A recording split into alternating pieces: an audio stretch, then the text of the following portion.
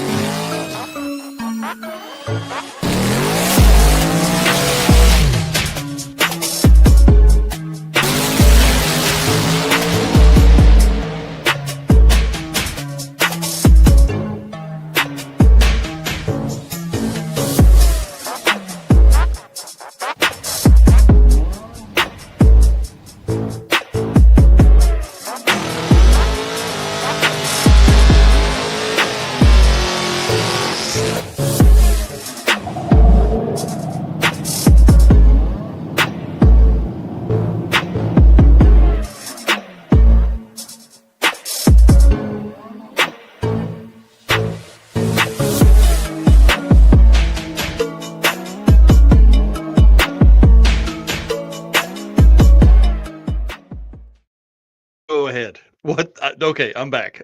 What the heck, dude?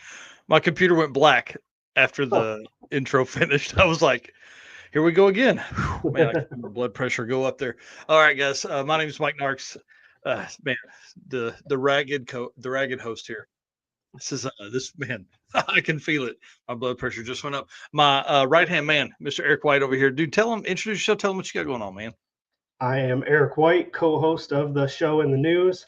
Everything drag drive repeat related, tons of photos, artwork, pretty much you name it. Anything around here. And when I'm not doing this, 815 LSX swaps, which is my personal builds. Haven't put anything on there in a little bit because Motorsports Paparazzi is my other channel that I've been kind of hammering lately, which Facebook Motorsports Paparazzi just got monetized today.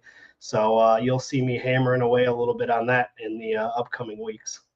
That's awesome. It's been cool to watch that, dude. That channel has absolutely popped. And I think what's really cool is like the A15 is kind of like us here at Drag Driver Pete. Like you're really niched, right? It's LS swaps. You're kind of talking about that stuff, what you're doing in the 815 area, and then Motorsports Paparazzi. We've talked about a lot. You can do anything and everything with that. You know, funny cars, pro mods, drag and drive, jet cars, all that kind of cool stuff. So Oh yeah.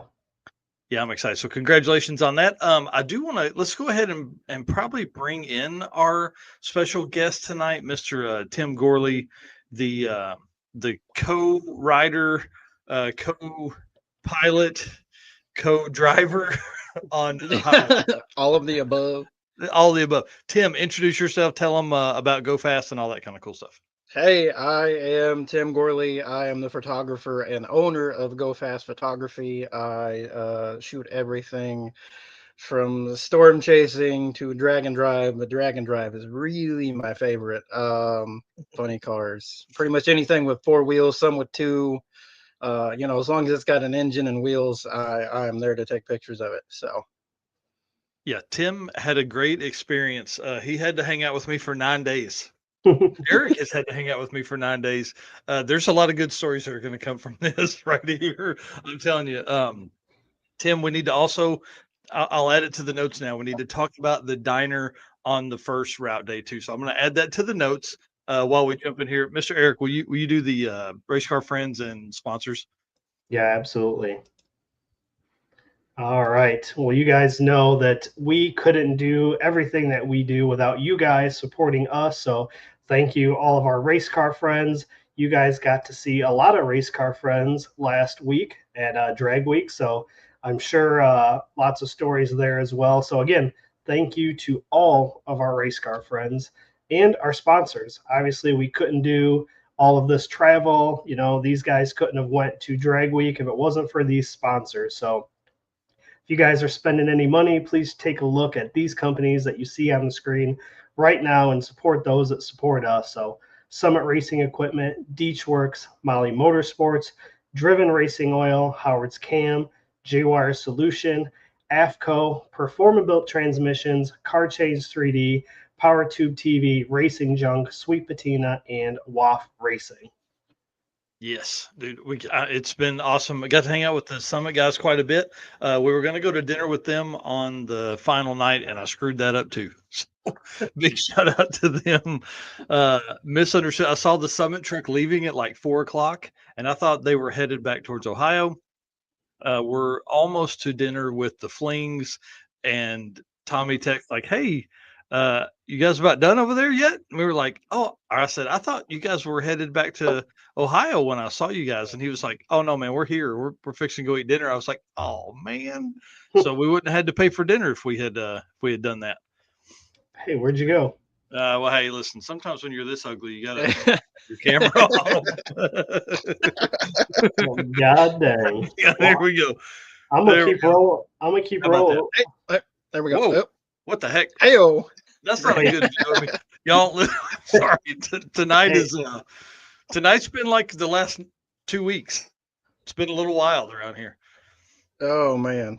All right. Are you good, or do you need me to keep going here? No. I'm good now. I don't right. know what else going on here, but I'll read the Summit ad and then we'll get into some of this fun stuff. Summit Racing Speed Legacy began in 1968. Oh God. No. And is now the world speed shop with 4 facilities and 200 plus catalog editions. They save you money. Where am I at? Deliver fast and offer top-notch customer service for more than 1,500 brands. Make sure to download the Summit Racing mobile app for easy access to speed parts. Find them on Facebook, YouTube, TikTok, and Instagram, and on the On All Cylinders podcast, which we actually listened to a few of those on our way out. From humble origins to the social media lane, Summit Racing stands by your need for speed. Find everything, summitracing.com. Even some Drag Drive Repeat merch while you're over there. T-shirts, hoodies. They've got some big brim hats, which I wore all week. It was so nice. I wore my Driven hat one day, and my neck got just cooked right off. So I think Driven needs some big brim hats as well. But Driven has big brim hats. Oh well, I need to get me one of those. Remember, I was selling a bunch of them at Mega Week. That's right. But I was perusing through summitracing.com and saw this and thought this was I'm always thinking anti-theft. I hate for people to get their shit stolen. And I thought, man, this could be something that anybody could put into a fuel line very easily. So I thought I would show it to you guys tonight. Not that anything's gotten stolen lately, but just thought this would be kind of cool. Very easy ball valve inside the shutoff valve inside your AN fuel line. Makes it super easy. But I just thought this would be a great tip tonight and something very easy to turn on and off in the parking lot, as you're going into the hotel or whatever. So just a thought I had. And then, of course, 1320 getting some killer rollers. This reminded me of the roller shot you and I got of the Summit truck, and I just had to show it there. But it was really cool with all the scenery up there, all the corn. Dude, we passed corn, so much corn. But this was a cool shot. This is probably coming out of Numidia, is what I would assume. I didn't look at which the exit road of. That was the exit road of Numidia. Perfect. All right, so let's talk about a couple things.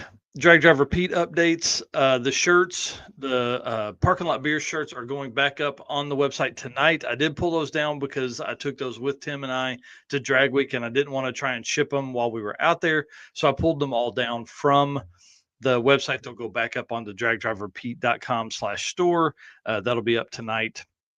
Get that ready. I've got, I would say, probably 30 shirts left, and still have all sizes. We're getting really low on large and extra large. So if you need that size, probably better order it ASAP. So it's going to go up after the show tonight. And then I want to give a shout out to our boys, Wes Buck, Mike Carpenter, JT Hudson. Dude, it was super cool at Drag Illustrated. They added me to a Slack group that is like racing updates, and there's like 25 people, 25, I would say, journalists in there, or event people like what we do. And so all week I was sending them photos. I was sending them updates. Hey, look at this story, tell this story. And a lot of that stuff actually made it onto Drag Illustrated, which was super cool. So I would give them like the basic details and a photo, and then they would run with it and make like a, some artwork and things like that. So I just wanted to give a shout out to Drag Illustrated and say thank you all for letting me do that. I appreciate adding me to that group. Since then, I think I've probably helped add some more drag and drive stuff to it. But the reason I'm on tonight is because they actually talked about me and showed a picture of me during Drag Week on the West Buck Show, which I thought was super cool. Tim took that photo. Tim, why did you make me look so fat, bro? Hey, you said snap the photo. Okay, I'm sorry. Help I didn't me get time out to here, edit bro. it. My bad. My bad. Professional photographer, my ass. Isn't that what Photoshop's for? Yeah, that's exactly what Photoshop is for. Yeah, but it was super cool. We're going to talk about the West Buck Show later in the episode as well. But I thought this was really neat and a big chance for them to, say thanks for my way to say thanks to them for talking about me on the show. That's awesome. Yeah, it was super cool. And then of Either course, use guys, Photoshop or Chat GPT. Yeah. listen, Chat GPT always makes my face look weird. What is the deal with that? Do I look that weird? No, you jerk. Well, let's talk about this. Stay on this real quick because we had a huge week on social as far as everything goes. YouTube, 350,000 views, 500 plus subs to the Facebook or to the YouTube channel, 5,400 watch hours, bro. Wow. It was insane. Facebook and Instagram, 3.5 million views over the week, and then 4,400 followers between both channels on Facebook and Instagram. Insane. It was insane. It was crazy. Yeah, that's awesome. Yeah, it was pretty wild. So anyways, back to the picture at hand here. Drag and Drive Awards presented by Summit Racing, room 235, December 11th, 11 a.m. at PRI. If you guys are not there, I'm going to be upset. Tim has submitted for his PRI media credentials, and the list that's coming with Drag Driver Pete is getting longer. We have a 10 by 20 booth this year. We're going to do tons of podcasts and tons of live streams from the booth this year. It's going to be awesome. Sweet. Yep. All right. Well, a couple things I wanted to cover real quick. Yeah, definitely. Photos have been going up for the circuit. They've slowed down a little bit. I got sick last week, so that took me out a little bit. But the other thing that happened this week that I'm super excited about was the Nova that Dad and I have been working on was to the point where it was ready to be fired up. So this week we spent all week so far getting it prepared, and we did get it to start up. So I threw this video in here. I'm going to play it real quick. It's 10 seconds, but this was our second fire up. So we had the first one, tweak some things. So this is our second fire up of the Nova with the 307.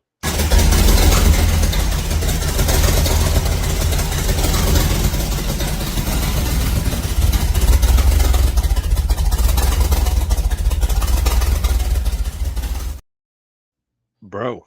So obviously we still have a ton of work to do, especially with the exhaust stuff. We just threw the mufflers on so that we didn't murder ourselves in the garage. Rattle the neighbors. But this was a pretty exciting moment for him and I. Obviously, we've been working on this for a while. We got the 307. We pulled out the Street 6, got that in. So to be able to get that to fire up was super cool. So I have, again, been behind a little bit on the pictures. Day one of the circuit is almost done. So I've got, I think, another part or two, and day one will be done. Then I'll be moving on to day two. So bear with me as I get back on track with the photo. So, dude, that's awesome. That thing sounds rowdy. Yeah, it sounds pretty good. Yeah, where did y'all end up with that? it ended up being one of a friend of a friend had this motor just sitting in the garage, and we had been talking about whether to keep the straight six in it or put a V8 in it. And this guy said he had a 307 for pretty cheap. It had been sitting for 20 years. So that's probably the first time it's fired up in 20 some years. Wow. That's awesome. Yeah, super cool. Wow. Well, congratulations to you, sir. That's pretty cool, man. Yeah, thank you. All right. Hit us, man. All right. Driven Racing Oil is the performance engine oil that can do it all. GP1 is the ultimate oil for any race or performance application, whether you're launching hard at the drag strip, enduring the extreme heat of off-road and circle track, or even pushing limits in top field drag boats and demo derbies. Winning racers choose GP1. It's compatible with engines from classic hot rods all the way to cutting-edge race machines. GP1's unique surface cling and high zinc formulation ensures superior wear protection, particularly for those flat tappet camshafts, while also solving issues like cylinder washout with methanol and ethanol fuels. It's crafted from the legendary Bradford, Pennsylvania base oil, then enhanced with state-of-the-art additive packages. GP1 offers the best in protection and performance. And you guys know DDR10 is our discount code for Driven Racing Oil. You can use that on the website, drivenracingoil.com. Pick up some oil or any one of the other great products that Driven offers, or social media, Driven Racing Oil on Facebook and Instagram. Find out what event they're going to be at near you, and you can swing by there and pick up product as well. Oh, yeah. Those dudes are awesome. And got to hang out with Jeff a whole bunch during drag week. He was kind of over by the by Goldstone and Robbins quite a bit, so I got to see him often, at least 2 or 3 times a day. So it was pretty cool. He was taking care of us, bringing waters and all that stuff. I don't know why I have that photo in there. Redwood Rally happening right now. It's going on right now, dude. Did you follow Jesse Fox across the country? How cool is that? Yeah, I seen a few of his posts as he was going across. That's wild. That's a trip. Yeah, that dude's incredible to make that trip, because we left and it was tough. We drove 300 miles the first night. I think he drove 600 Wow. the first afternoon. So it was pretty crazy. One Guy's Garage Drag weekend is this weekend, so that's pretty cool. I hope maybe you can steal some time away and sneak over to Byron. Yeah, I don't know. I don't know if that's going to be able to happen. I've got a full weekend already, but if I do get a chance, I might try to. Yeah, no worries. I might have a little bit of time early Saturday. Oh, sweet. Yeah, that'd be awesome. Sometime around 9. Maybe just go from there. Yeah, just right. Your earbuds and walk around. Hey, we've done that before. Yeah, 100% we've done that. And then Plates and 28s is this weekend as well. So this is the sick day cruise, like a 1-day event kind of deal. They're going to have a ton of music. This is at Edgewater Motorsports Park. Yeah. So I think the drive day's on Saturday, if I'm not mistaken. Yep. Then that puts us into October, which Six Smokies, our first event in October, coming up October 13th through 19th at Rocket City Dragway. So that one's going to be pretty exciting. And I believe you said you're going to be there for that as well, right? No, sadly, I'm not going to Six Smokies. It really sucks. I was really excited about having a weekend away with my wife for the first time in like 12 years. And it's not going to happen. So my daughter's homecoming is that Saturday that the event starts, and I just can't be gone for that. I was gone for it last year, and I don't need to be gone for it this year. So yeah, that's what's going on this Saturday for me as well. Yeah, I'm bowing out. Not my daughter, obviously, but but your son, yeah. So I'm backing out of Six Smokies, but also we have the Throwdown in T-Town, or the Double Down, this year, and it starts the 17th. And so it would be such a flip that I don't want to fly in, fly out, all that kind of stuff. So just going to focus on Tulsa for this time, sadly, because I really, really wanted to do Six Smokies. Yeah, well, there'll be a ton of coverage of Six Smokies, no doubt. Yeah. So definitely be exciting. Then we have, let's see here, Buckeye Skips, which is October 16th through 18th. And that's at, is that Kuno Motorsports Park? I think it's Coonley. I think Buckeye told us about that one time. Yep. So that again is coming up October 16th through 18th. And you don't have the other one in here. Yeah, I don't have Hard S 1000. I was gonna grab a photo from them. Let's actually pull them off the screen there. So Hard S 1000, they had moved. Remember they had moved back from September. They were gonna do an October date. Well, as of today, it doesn't look like anything is going to happen. I don't know. I don't know. Have any idea if this event is even going to happen? Hard S 1000 has kind of been, it's like 2 years, and then we lost Harry. I don't know. I don't know. So as of the last post, they were giving some refunds. So if you're signed up for the Hard S 1000, jump in the Facebook group they have over there. You can find the link on dragdriverpete.com and let them know what's going on, or let us know what's going on. So we haven't seen anything from there. And then also, just saw this a little bit ago. Actually, just before I walked out here, Sick the Magazine dropped their dates and events for 2026. So I'll be adding those to the Drag and Drive event list. But they don't have tracks and stuff. But 666 is coming back, and Sick Michigan Miles is coming back. So it sounds pretty cool. The Michigan Miles deal, I think that's probably an event we need to look at as far as going. That looked like a ton of fun. But then the 666, now this is, Tim, help me out here. I don't know how we word this, but we were kind of leaning on Luke at dinner one night pretty hard to see if we could find out about this. So somebody said they wish 666 would come back. And Luke said, you may get what you're wishing for, or something to those lines. And then we all started speculating. So my thought is, I think they're probably going to go towards Chicago this time. As far as the route goes, I don't know. Luke didn't tell anything. So for Derek and Tom that are watching this, Luke didn't give up any secrets. I promise. We were trying though, big time. We kept feeding him. We tried. We tried. Yeah. Yeah, that'll be exciting. Hush puppies and drinks and. Yeah, if it comes up near me, that'll be one that I'll definitely have to jump on board for it. Yeah, I love the one. Yeah, especially being the 100 or it's the 100th anniversary, right? Yep. Yeah, 100th so that would be really cool, especially if they end up in Chicago. Which listen, they went from Springfield, Missouri to California, so surely they're they got some plan in there. Obviously, he didn't give us any kind of ideas, but we're going to see. So I'm excited to see what all comes from that. Scott Malpass here saying in the comments here that Sick Week starts and ends in Gainesville, which is cool. I think that's one of the first years they've done that, February 1st through 7th. So hey, listen, that's the event that kicks off 2026 for us. Listen, in 1 week you can make it from Chicago to California. Just saying. I don't know about racing days in between there. I don't know, man. So I've had this conversation. This isn't the Cannonball Run here, like. Well, right, and I think that's kind of the conversation that we've had several times with this. Is I wouldn't want to take that trip and be pushed really, really hard to do that. I think 150 or 200 miles a day is probably all you'd want to cover.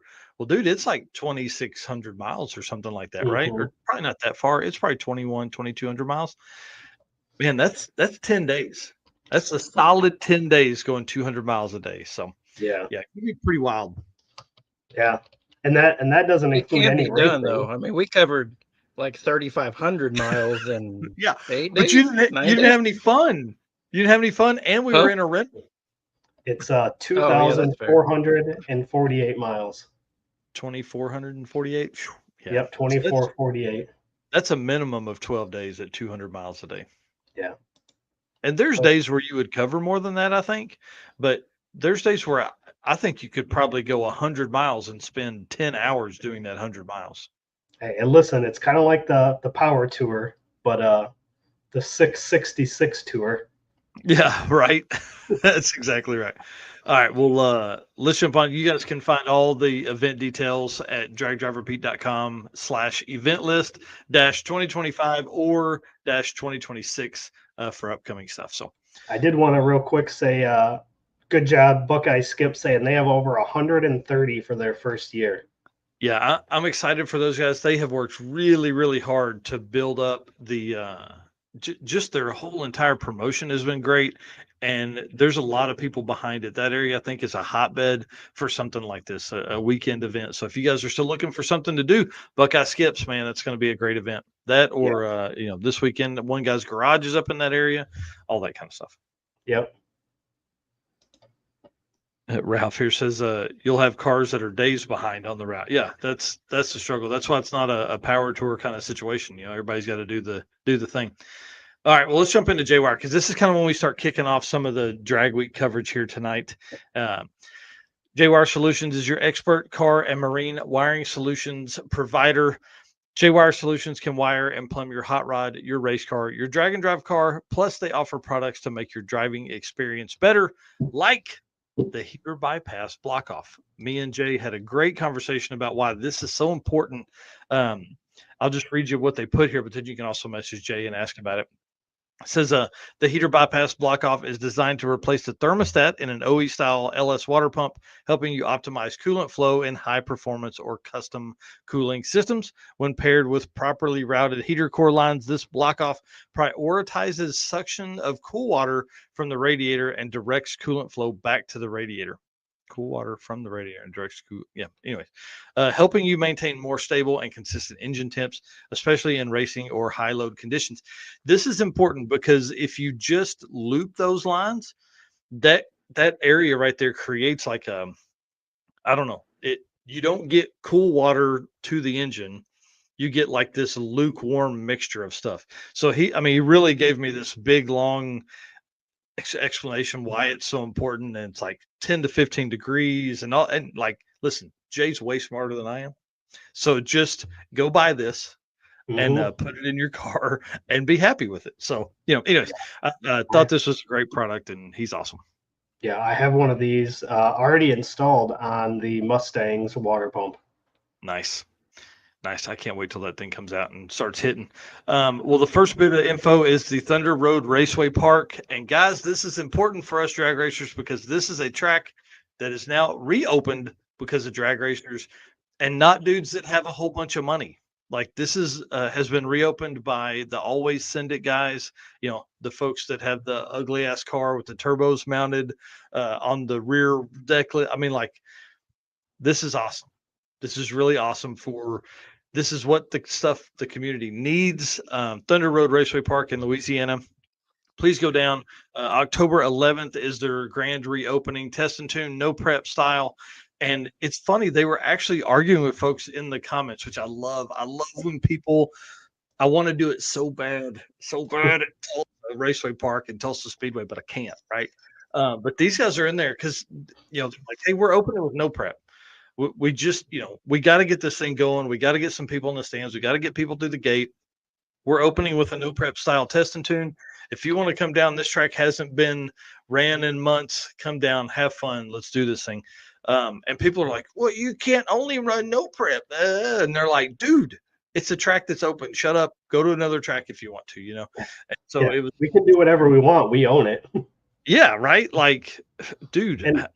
And I like the entry racer fee, any cash donation. Yeah, I mean, this is what it's going to take. Like, this is what it's going to take is guys coming in and being a part of making stuff happen. And these guys are making it happen for sure. Well, in this segment, I want to talk about these two dudes right here. Y'all, this is a story that's near and dear to my heart. Since I've started doing this, covering Drag and Drive, this story of these two guys has really stuck out to me. There's not many people that talk about them. There's nobody that knows about them. These two guys don't have social media accounts. They're not out trying to do stuff. You know what they're out doing? They're out doing Drag Week, and they're badasses. Total badasses. Mm-hmm. Steve Eden, Pete Holm. Man, my just, I don't know what you call it. I don't want to say my heart goes out to you, but my just appreciation goes out to them, I guess is probably the word to say. These guys have finished every drag week they've entered. When you say that, it's like, oh, well, I know other people that have finished every drag week they've entered. Cool. Do you know people that have finished 18 of them? No, you don't. You don't know anybody that's finished 18 drag weeks. I promise you. And then if they haven't done it in the same car, I guarantee you. These guys have finished with 2025, the 18th drag week for them. It's crazy how cool that is. And like, there's only been 20. yeah, dude, it's nuts, man. It's really nuts to think that they've done 18 of them. So that's my next video. That's the video I start tomorrow morning to edit on, and should have finished. That's my number one goal for tomorrow, is to finish the video. I have a pass or two of them from every day. I have a conversation with them from every day. This is one of my favorite stories ever, just simply because these two dudes have been friends since like elementary school. Steve saw it in Hot Rod Magazine and was like, "Pete, you want to do this?" And Pete said yes. And then for the next 20 years, these dudes did this event in the same car, always finished, no matter what it took. They've put transmissions in, they've repaired engines, they've put axles in, they've done it. This last week, they did rear studs because the 632 that they have in it now has more power than it's ever had, and it bent the wheel studs. Nice. So it's so crazy. So I grabbed some stuff. ETs over the years. 2007 was their first event. 12,469 is the average then. 2012 was their slowest finish with a 12,894.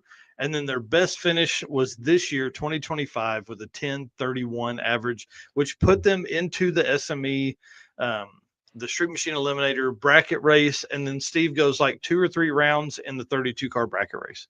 It was That's freaking awesome. Cool, man.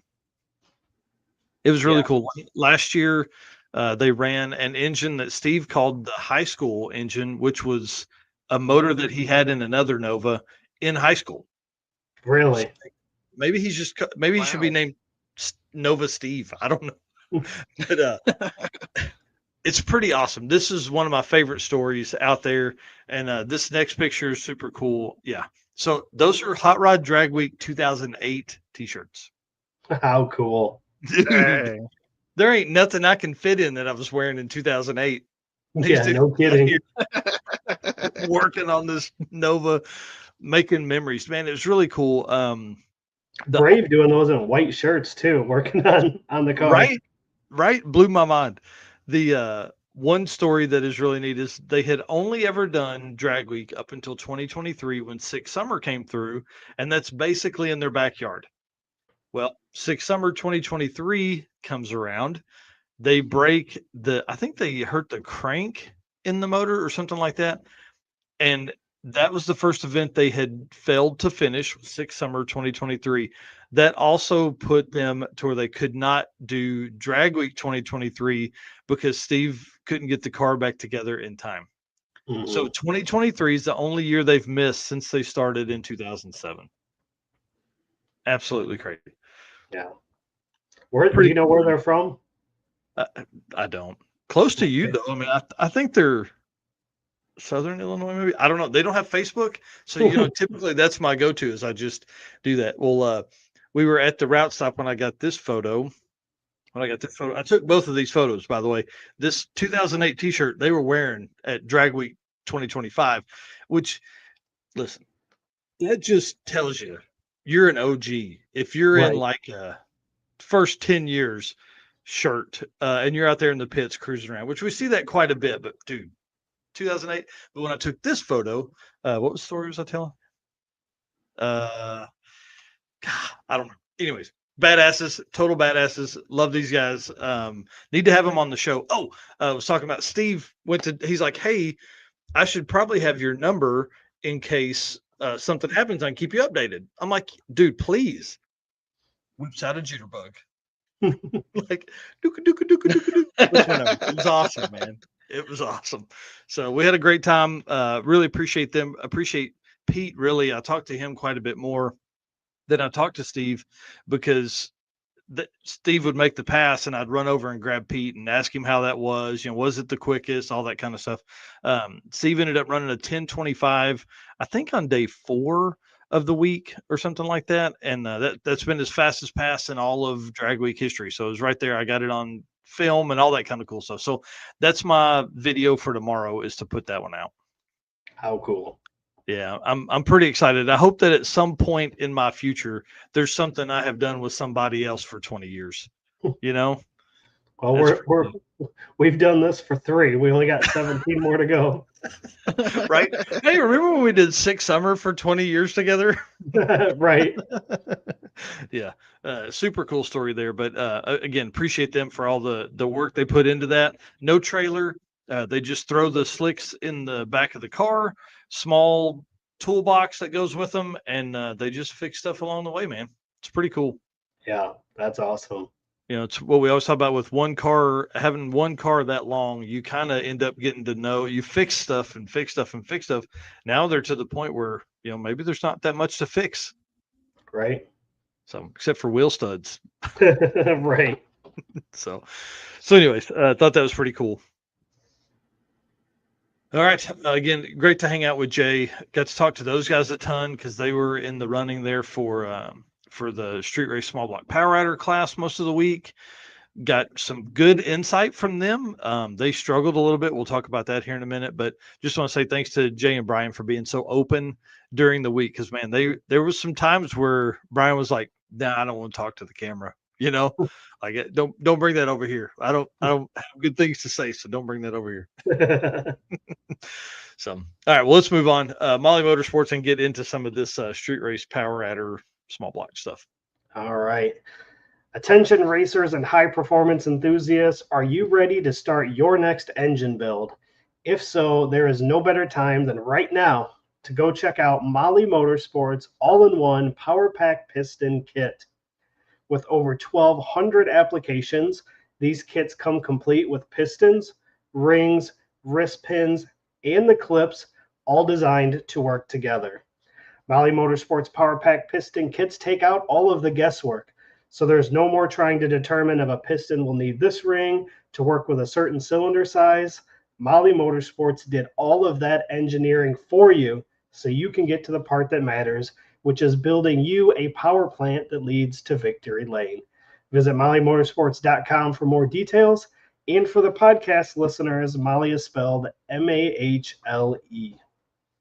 Well, before we get into this, I want to give a shout out to our boy Tim right down here, Go Fast Photography, for the use of his photos in this. So I want to say thanks to him for riding along. It's pretty awesome. We got to witness history. It was really pretty cool. Oh yeah. Riding along, I'm pretty sure I seen him driving and you sleeping most of the time. We kept track of it. Yeah, go ahead. It was Chat GPT. It's fine. Yeah, I definitely sleep in cars, as Eric knows, but we kept track of how many times we had fallen asleep, and my lines were way more than his. That's awesome. Yeah, it was pretty cool.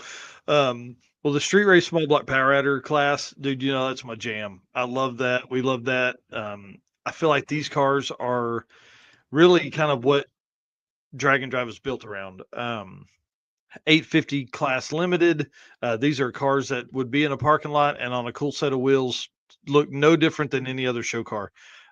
Big shout out to Rick Steinke, who really came in with the purpose of resetting a record. Like he wanted to reset this record. And what's crazy is he tied it to the 10,000ths. Oh man. How do you do that? You know what I mean? So it's pretty wild. So he tied what I never thought that record would fall. And I guess it didn't. Dustin Trance in 2023 set the record at 85048, and now Rick Steinke has tied him. So I will ask you, Eric, we do the point system and things like that for Drag and Drive. Rick Steinke has a higher mile an hour, and that would be a tiebreaker for us in the system. So is this a new record? I would say if that's the way that we have it written, then I would say yes, due to the mile an hour. Okay, cool. Because that's what I have it as on the sheet that I'll be putting out tomorrow as well. So again, it's crazy that it's at the 10,000th decimal. So 8.5048 at 161 miles an hour.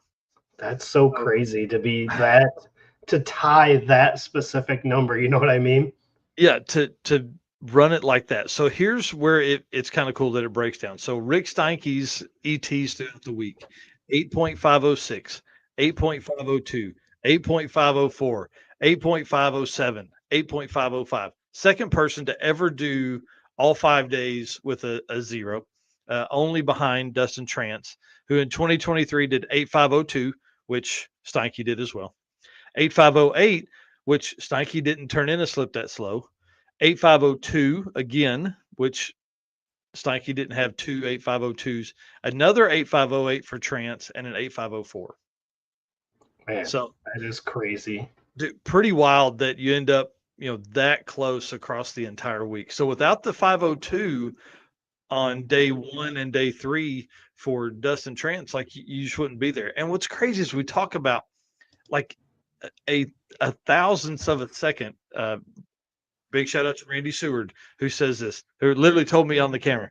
He said that thousandths will make you a crazy person in this game, and he's so true. So Rick Steinke had it locked up on day 5 with he had the class win locked up with like an 8.516 or something like that. It was a good number, but then comes back into the lane, turns at 8.505.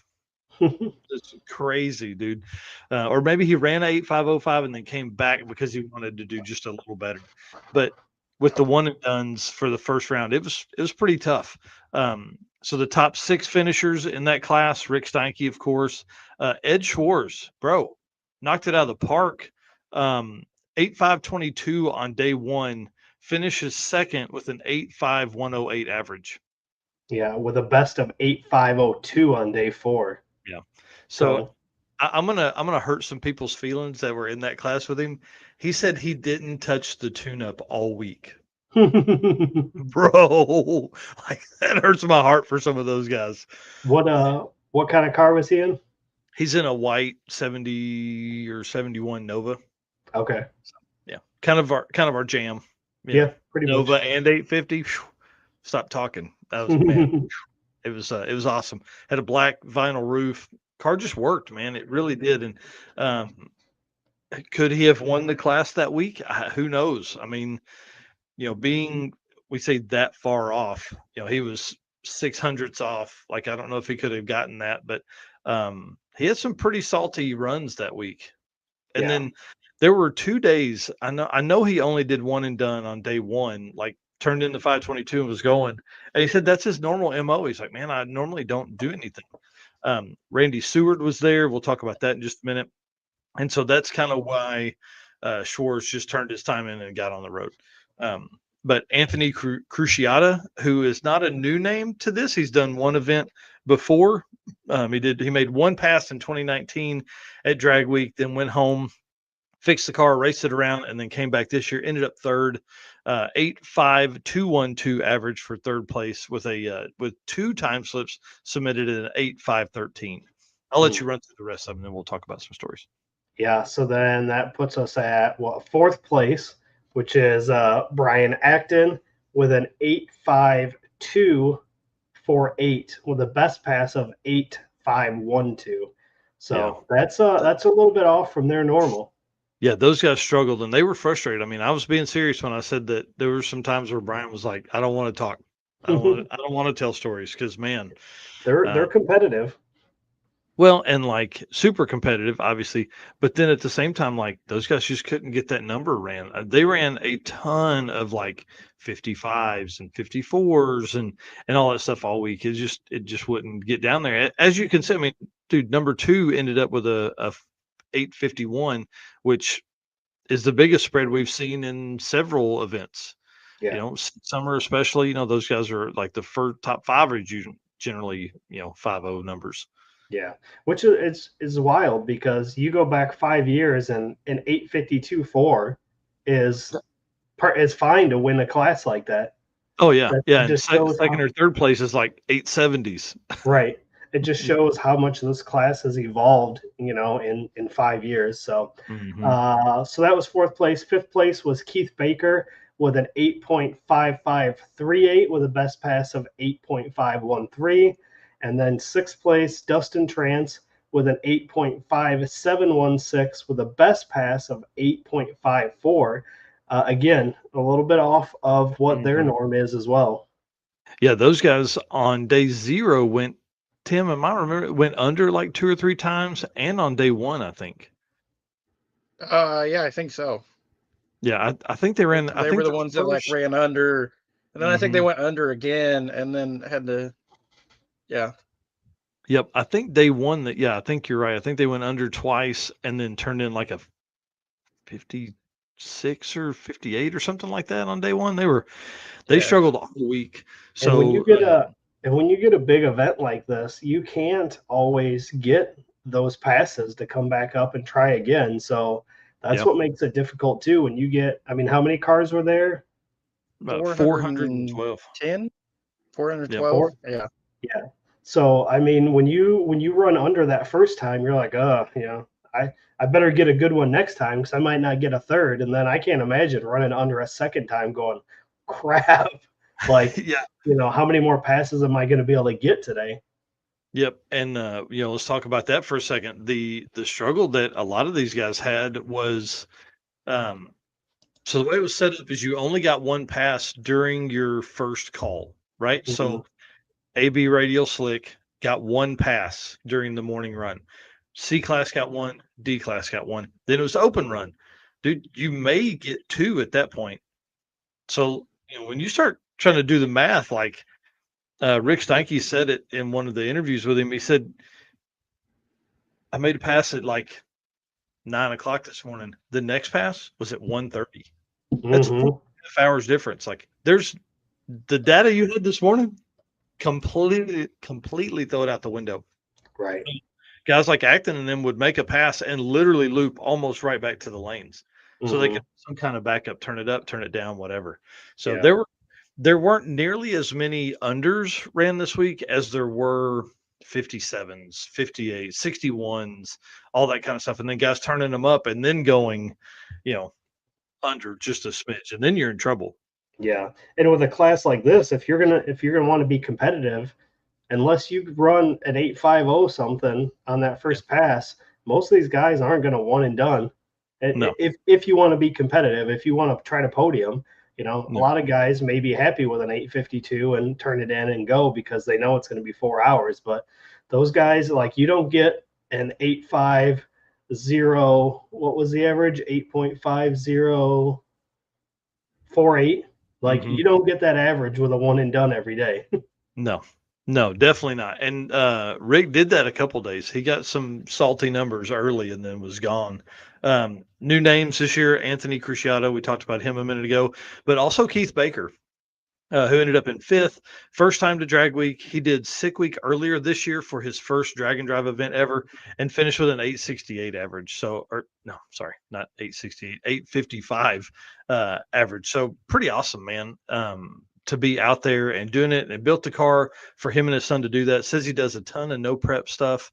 And man, I don't know. It was a blast talking to those guys all week. They had an absolute fun time during the week. One other story that came from this class: Randy Seward did not make the week. Bro, it's Yeah. like the first time, like he's won the last 6 classes or events he's entered.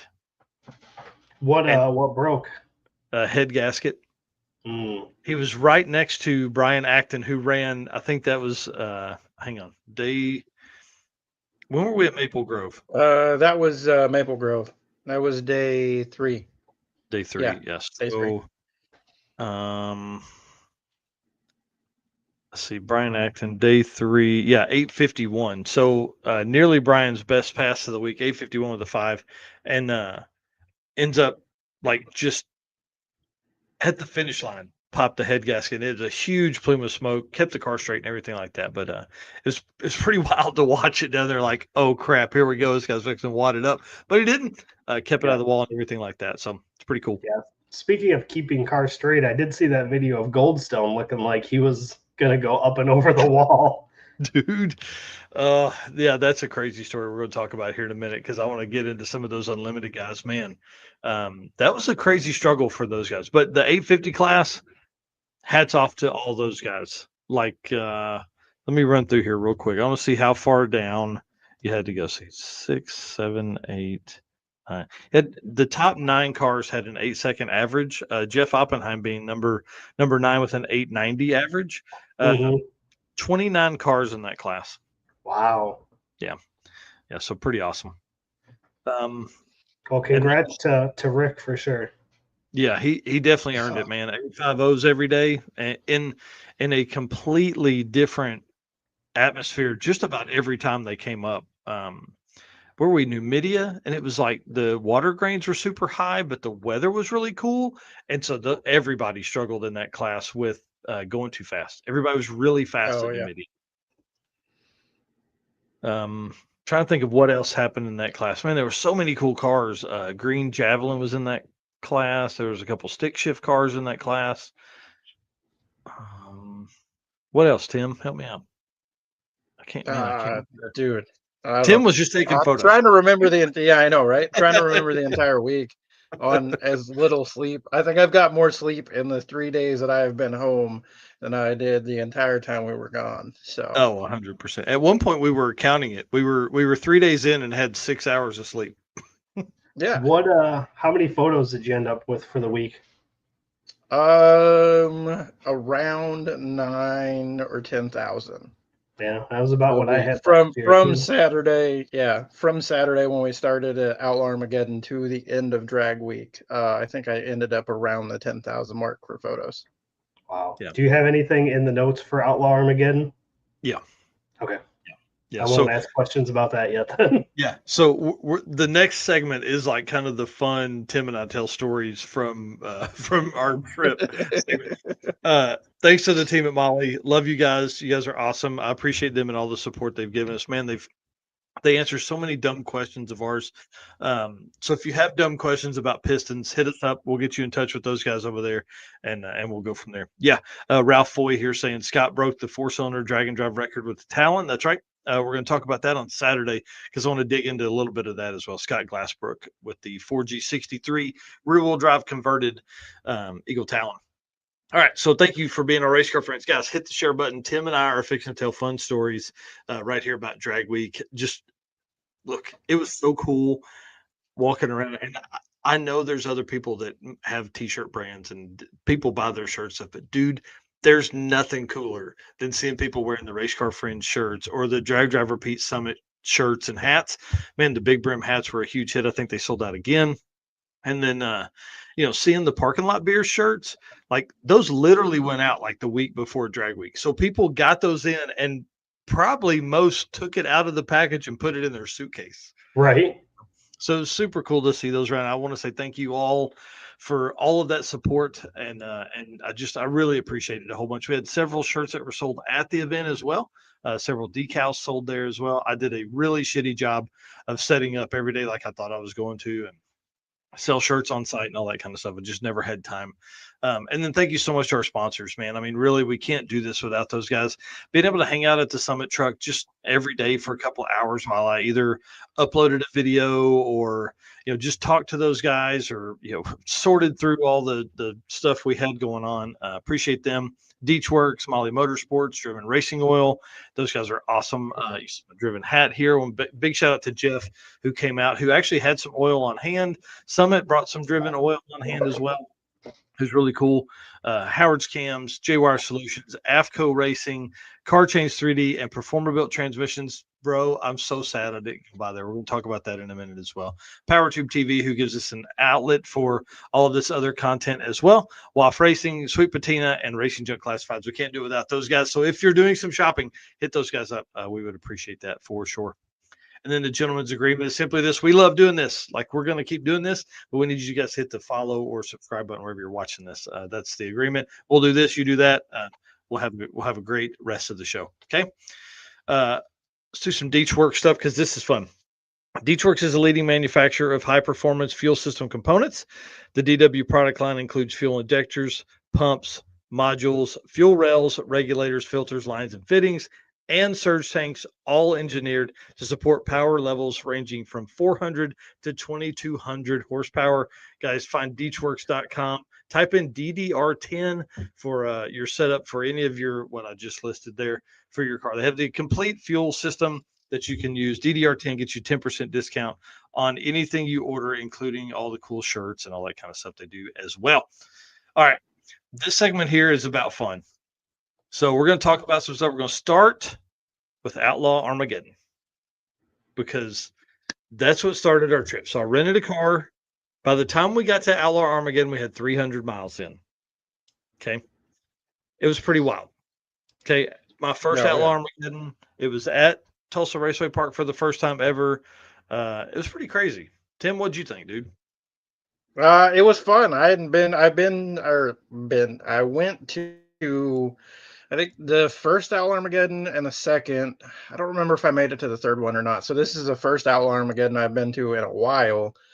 So it was kind of cool to see all of those cars again. Obviously, they've gotten faster and different combos now. And but yeah, it was crazy. That Trans a lot of Am. good wrecks. Lot of good tire spin. I mean, dude, it was a wild event. The first pass, literally first pass, no test, no nothing. The first pass, a young lady puts it in the wall. Oh no! Oh man! right in front of where I was standing. Yes. So I was kind of outside of the barrier on the passenger side of the car. Tim, left side over on the wall. Perfect, because she goes and just is pointed directly at Tim. You're good looking. Maybe that's what she was trying to do.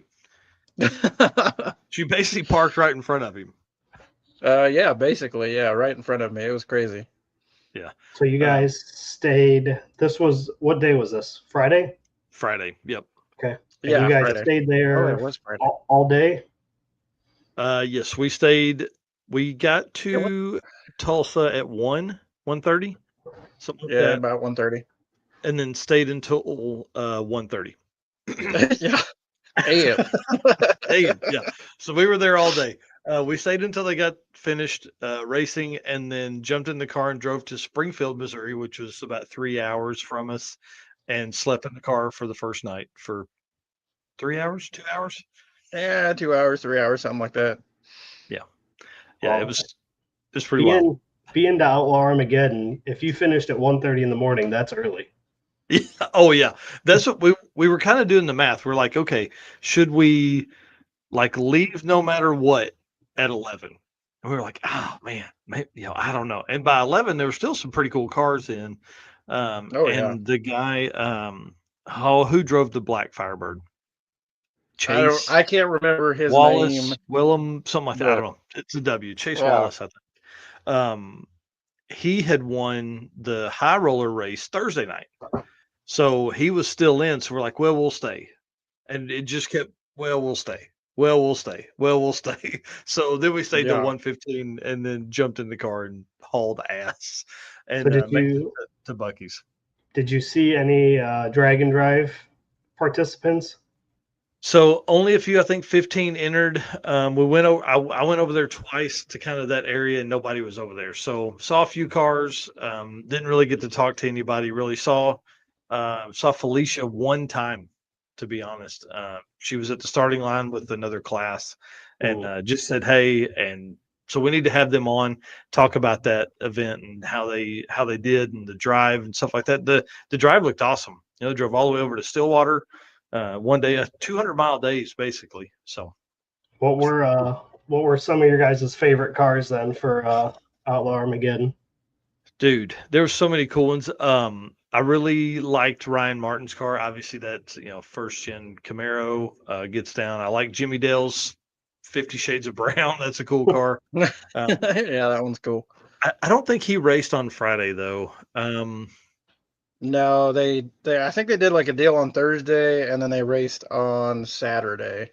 Yeah. I'm trying to think of some of the other stuff. That Trans Am was insane. That I don't know what kind of RPM that thing turned in the burnout, but it was high for sure.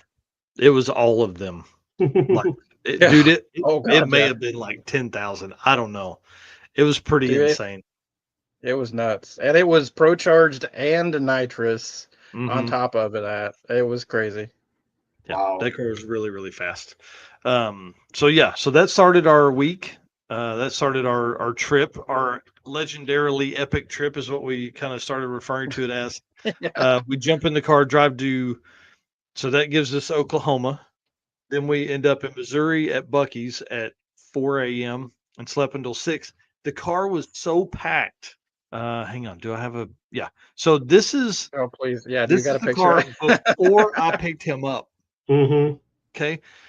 He had a suitcase bigger than mine, 3 bags of stuff, and the scooter. So needless to say, dude, you couldn't see out the back glass. It was completely packed. Ceiling, front to back. Yeah. So you couldn't even lay the seat back for the passenger. So if you slept sitting up. So Oh my gosh. it was horrible, dude. You know me, I overpack. I brought the canopy, I brought the table, I brought the chairs, like I was gonna set stuff up and never did. Yeah. It's pretty fun. Yeah. So, I probably would have made you pull that out and set it up every day just because you brought it with. Even if you didn't use it, I'd have been like, listen, get that Hey. shit out and set it up because it took up room in there. That's exactly right. What kind of rental car were you guys in? Just a GMC Terrain. So it's like Okay. a small or medium sized SUV. I mean, it was not very big at all. Yeah. Yeah, it was dumb. It was dumb for me to bring all that stuff. But hey, whatever. You never know. And so we left Bucky's. That's Springfield, Missouri. We drove all the way across Missouri. Ended up in Kentucky at Beach Bend at Mo Party.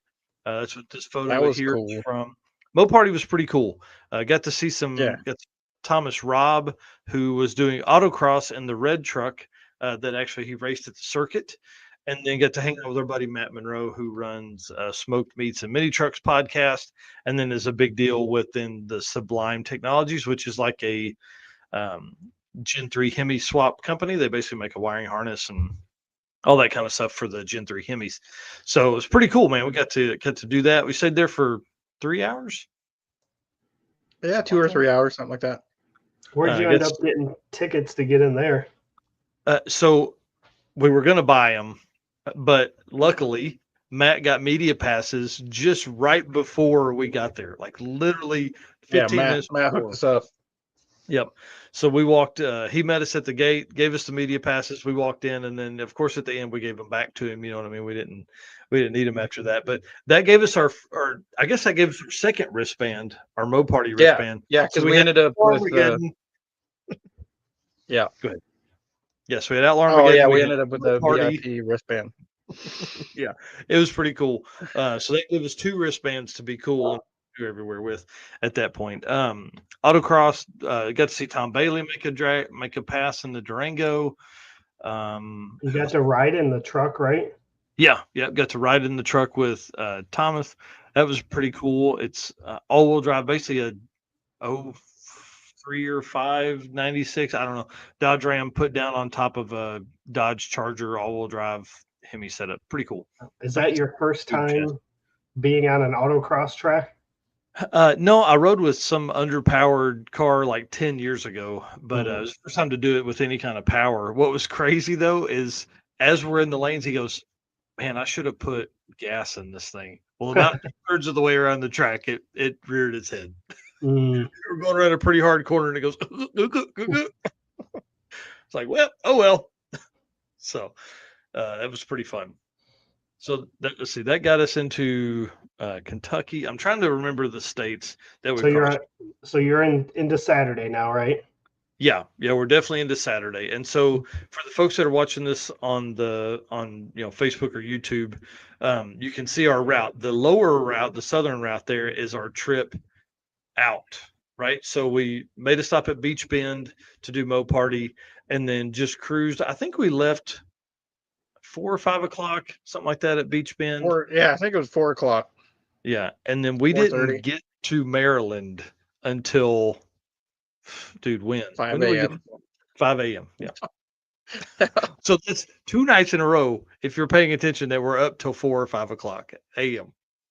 So, do you go to a hotel and sleep for a little bit, or? Yeah. So because we were going to be there for day 0 and, the night before day 0 and then day 1, we went ahead and got that hotel for 2 nights. So that gave us a spot to drop all of our, suitcase and all that kind of stuff. And then slept for 3 hours, something like that. Now we're up to 5 hours of sleep since Friday morning. And 3 days in. Yeah, it was pretty wild. It was a great trip. Tons of beautiful scenery, but the last, from 7 p.m. or 8 p.m. until 5 a.m. it was dark, so really couldn't see anything at all. So And we were in West Virginia on a road that was absolutely dead. Like we didn't pass but like maybe 10 cars the entirety of this stretch of highway. There was just nobody. Well, yeah, and if it was a similar route that we took on yes, I can't even think. I'm drawing a blank. yep, on Midwest Drag. So Midwest actually, Drag. the route you and I took on Midwest Drags was our northern route from when we came back. So this was worse than what you and I took for Midwest Drags. I was gonna say there were some points where it was like, are we gonna see a gas station before we run out of gas? Yeah, yeah. We somehow it routed us out into the country, and we were literally on a 2-lane, and there would be 15 or 20 minutes where we wouldn't see a single car. There's no lights on people's houses. I mean, like we're on a 2-lane country road. It's pretty wild. Country highway, I guess, but trees right up next to the road, so you really had to pay attention. Tim drove a lot during that time. I was sleeping. This is my surprise face there. That was when the GPS was like rebooting, recalculating. I don't know. Yeah. Weird. Yeah, it was. Yeah, Eric knows I'll sleep anytime, anywhere I can. 3,628 miles on the trip total. By the time I left here and came back. Okay. Yeah. So now you guys are 2 drag week now. Yeah. Yeah. And it just got crazier from there. New tracks for me were Maryland International, Numidia. We had been to Cecil County back in 2023, and then Maple Grove, of course, was crazy. Yeah, is that where the GPS failed? Yeah, completely. I was asleep. I was rebooting. I didn't fail. I was rebooting. The Maple Grove track, I think probably my favorite, to be honest with you. Gorgeous. So you're driving into a mountainside. It's really, really cool. What about you, Tim? Do what? Sorry, the internet's kind of like wonky. Yeah, your favorite track. Favorite track? I think Numidia is probably my favorite out of all week. Like all of them were brand new tracks for me, but Numidia was just there wasn't a bad background. No matter where you looked, there was something cool to look at. It's in the valley, in the middle of a cornfield. It was really cool. Yeah, I will say that the backdrop for it was freaking awesome, especially from the big looking down. Wow, all the valley out behind it and stuff is pretty freaking cool. And the line to get in there literally ran all day. There were people still coming in at like 2:00 in the afternoon. Wow. Yeah, and we were there on a Tuesday. Like it was crazy the amount of people that came out as far as spectators on a Tuesday. It was really awesome to see though. Yep. So real quick, I want to run through the states we covered because this is kind of neat. Oklahoma, Missouri, Kentucky, West Virginia, Maryland, Pennsylvania, Ohio, Indiana, Illinois, and Arkansas. Like that's a bunch, dude. And there's I don't know. There's probably not any more around in there. If we did, it wasn't for very long anyways. I was gonna say when we were there, we went through I think Delaware, so we must have went farther than Maryland. Yeah, I think one of the tracks for Midwest Drags it wasn't in Delaware, was it? But no. It routed us that way and up instead of going like around Washington D.C., which is what we did for Drag Week. Gotcha. Yeah, that was a nightmare. That traffic was crazy. Yeah, it was pretty wild. Chad here says I really like Maple Grove. Numidia was cool for a small track. It really was, man. It kind of had like some Mocan vibes, just as far as there wasn't a ton of buildings, there wasn't a ton of asphalt and stuff like that. It was just it was really cool. The next part up, I'm talking about Finnegan and the wheelies, bro. Oh man, dude, that's all he did all of them. Yeah, did you all of them all week? That's the video I'm doing after Steve Eden video is the Finnegan wheelies. Yeah, there's no wheels on the ground in this picture, are there? No, there's nothing touching. Except for the hitch. The hitch is touching the ground. Yeah. He took that up and then shifted to second and it stayed up. Usually they shift a second, it'll kind of come down. It did not at all. Yeah, that's pretty gnarly. And I talked to Yeah, Tim a little bit, so you got to actually hang out with Finnegan a little bit, huh? Yeah, it was really we cool. We got to did. do some pizza and beers, man. Yeah, in the parking lot. That was super fun. Yeah, and by that point, I was ready for some parking lot beers. You know, the first 2 nights we didn't have any. I want to say the first night of the race we didn't have any on the road. We got to the hotel, like nobody was there. But after Oh that, we yeah. kind of had some good time. We did we pick? Yeah, we picked up pizza at the. Was that the Yeah, that was sketchy? yes, the sketchy neighborhood, sketchy pizza. It was highly rated on Google though, and so I call them, I order, and instead of taking my name down, they give me a number. They're like, "You're number 10." I'm like, "Okay, cool." We pull up at this place, and it's not a place that like really looks that safe. There's people standing outside in a kind of a sketchy manner, and so I wait in the car for a good, I don't know, what was it, 5-10 minutes, as Mhm. long as the pizza should take to cook. Go inside, tell them I'm there to pick up the order, and as I'm waiting for them to get my order, how many cops do you think walked in? Like 9 or At 10 of least, them? yeah, at least 9. And they just walk in this joint and they're standing off to the side, and I was like, okay. And some of them had like parole enforcement, and like they all had different stuff on the back of their t-shirt.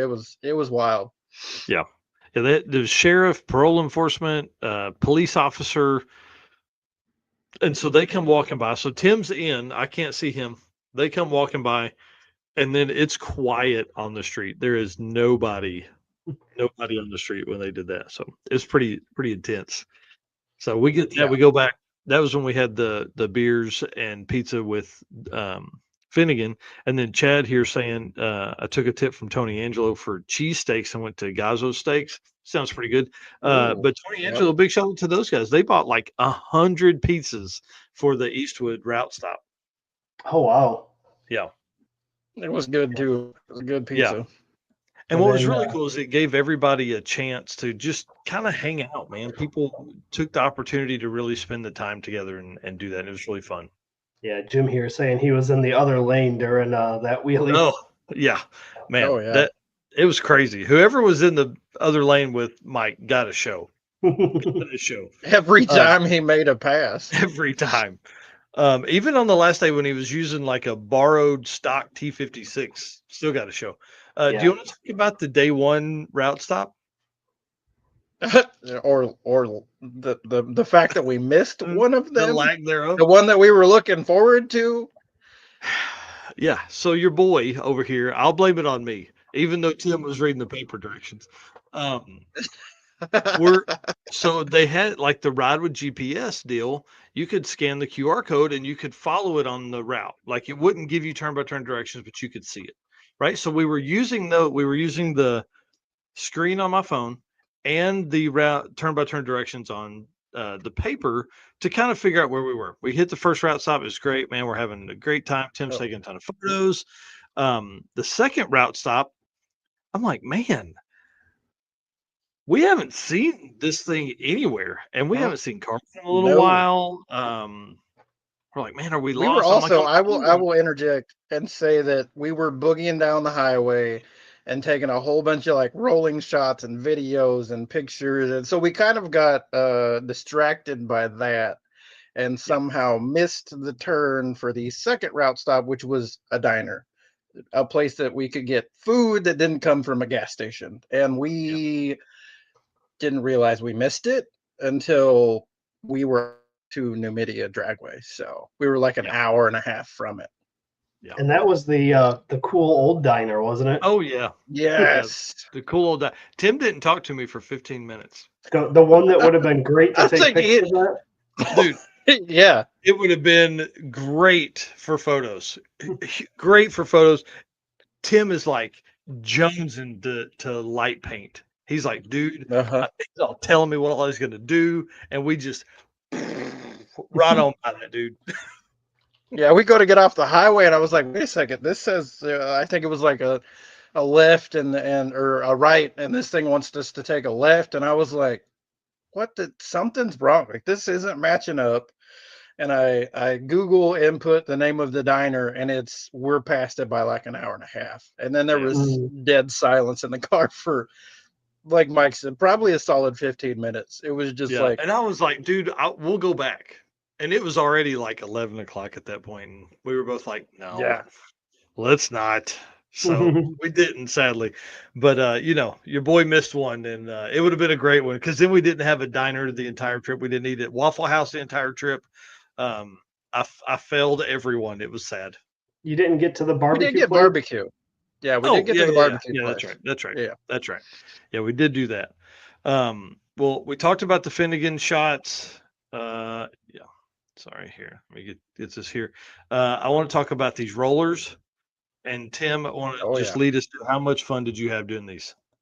Oh man, dude, it was there was so many cool cars and like backgrounds, and like most of these people I had no idea who they were, but I felt like I came away from the week round the clock diner. Yep, that was the one we Oh, missed. as we pull up But Will's car.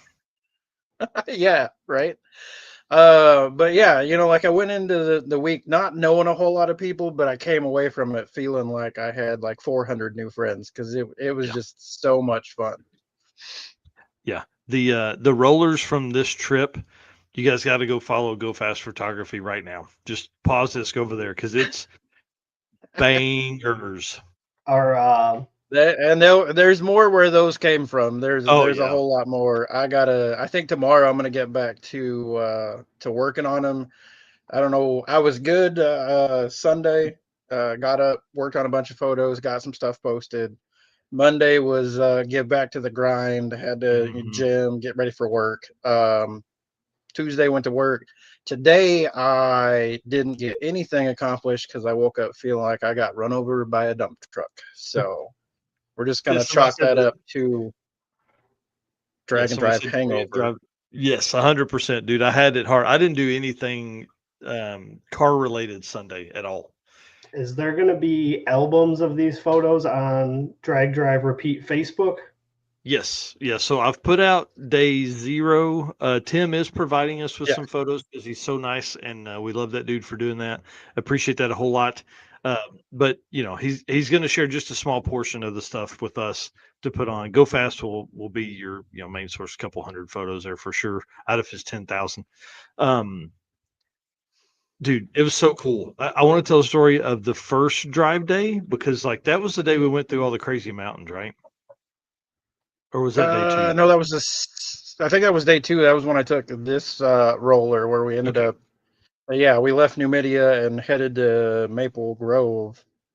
Yes, Yes. Maple Grove, and No, ended up in the mountains. it was crazy. 9% grade, dude.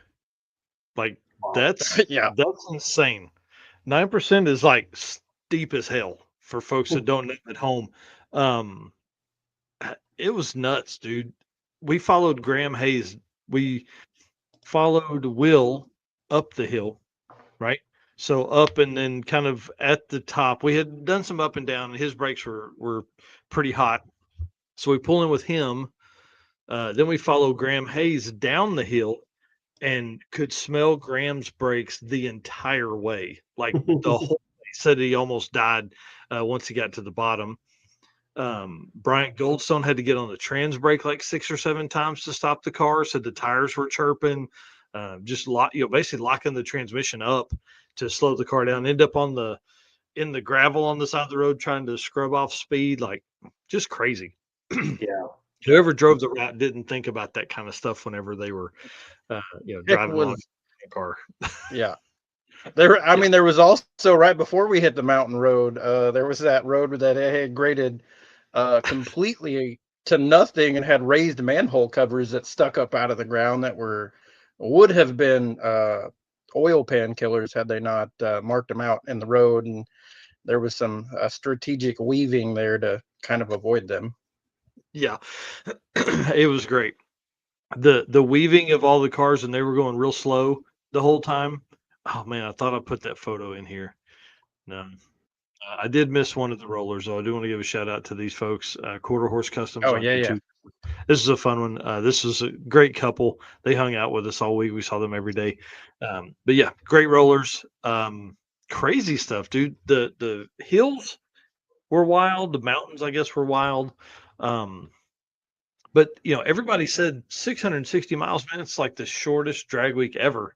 But as soon as we started looking at where we were going to be and all that, I knew it was going to be tough. And I think everybody else did too. So everybody was trying to get their one pass done and then roll out.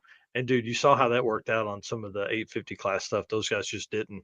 So really, by the time you would get to the afternoon, by 1 o'clock, man, I'd say half or more of the cars were already gone every day because they were Wow. trying to get on the road.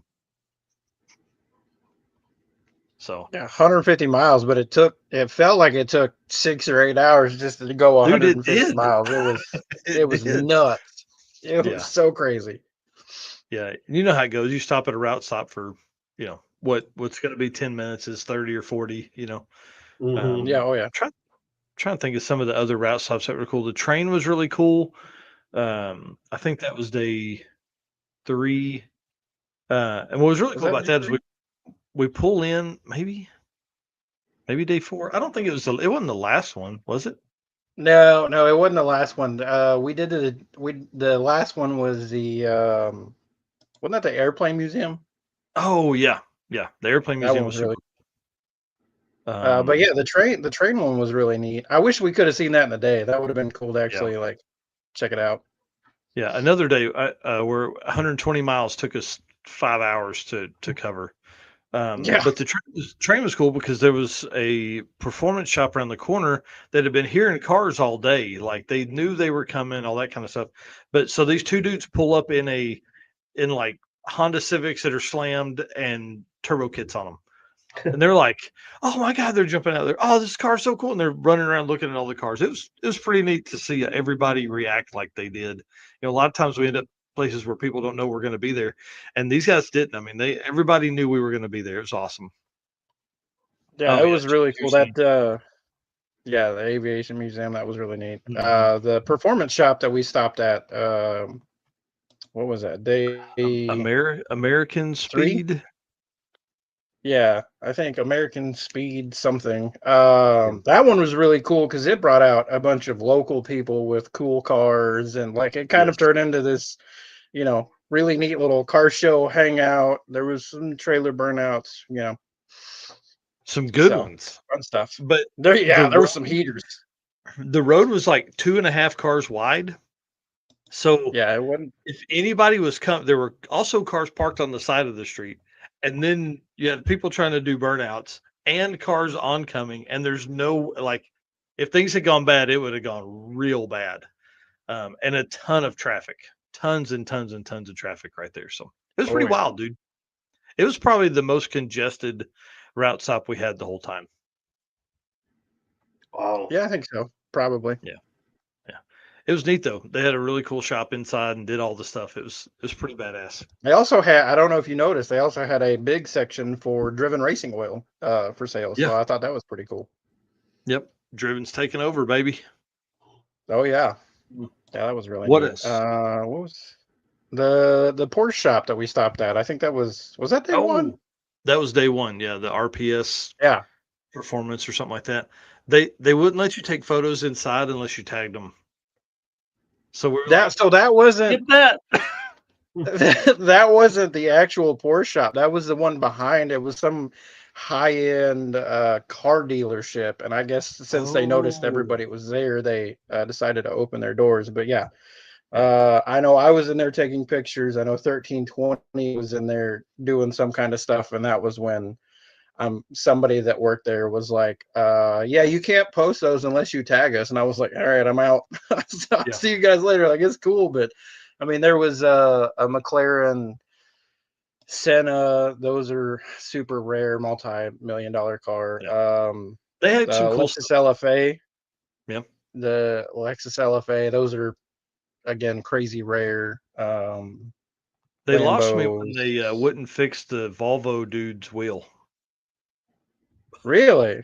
Yeah. Yeah, they wouldn't let him. So I don't know if you guys saw the photo I posted today or shared today from 1320 with Oh yeah, that where crazy deal through the side of the tire. They wouldn't let him fix that tire there at the shop. So they basically had to do it on the ground outside. Wow. Yeah.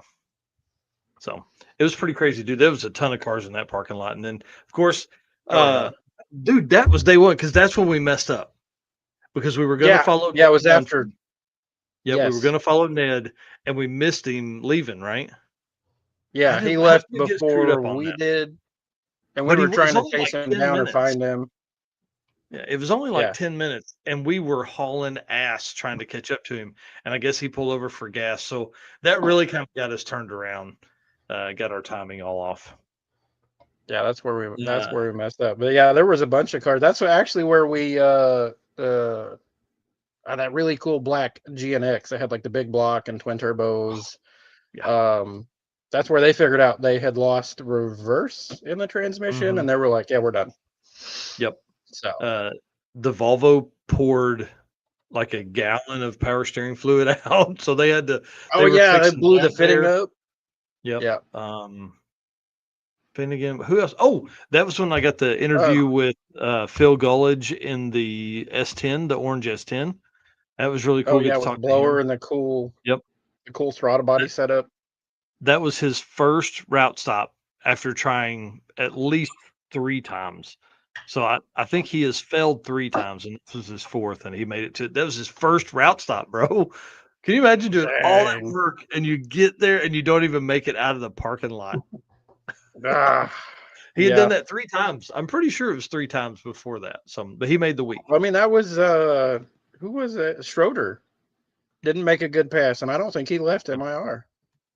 No, I know he didn't. He didn't make a good pass on because they kept like tire shaking no, he kept going into like a wheelie status and Yep. All yeah, over the bars and yeah. yeah. Yeah, it's crazy.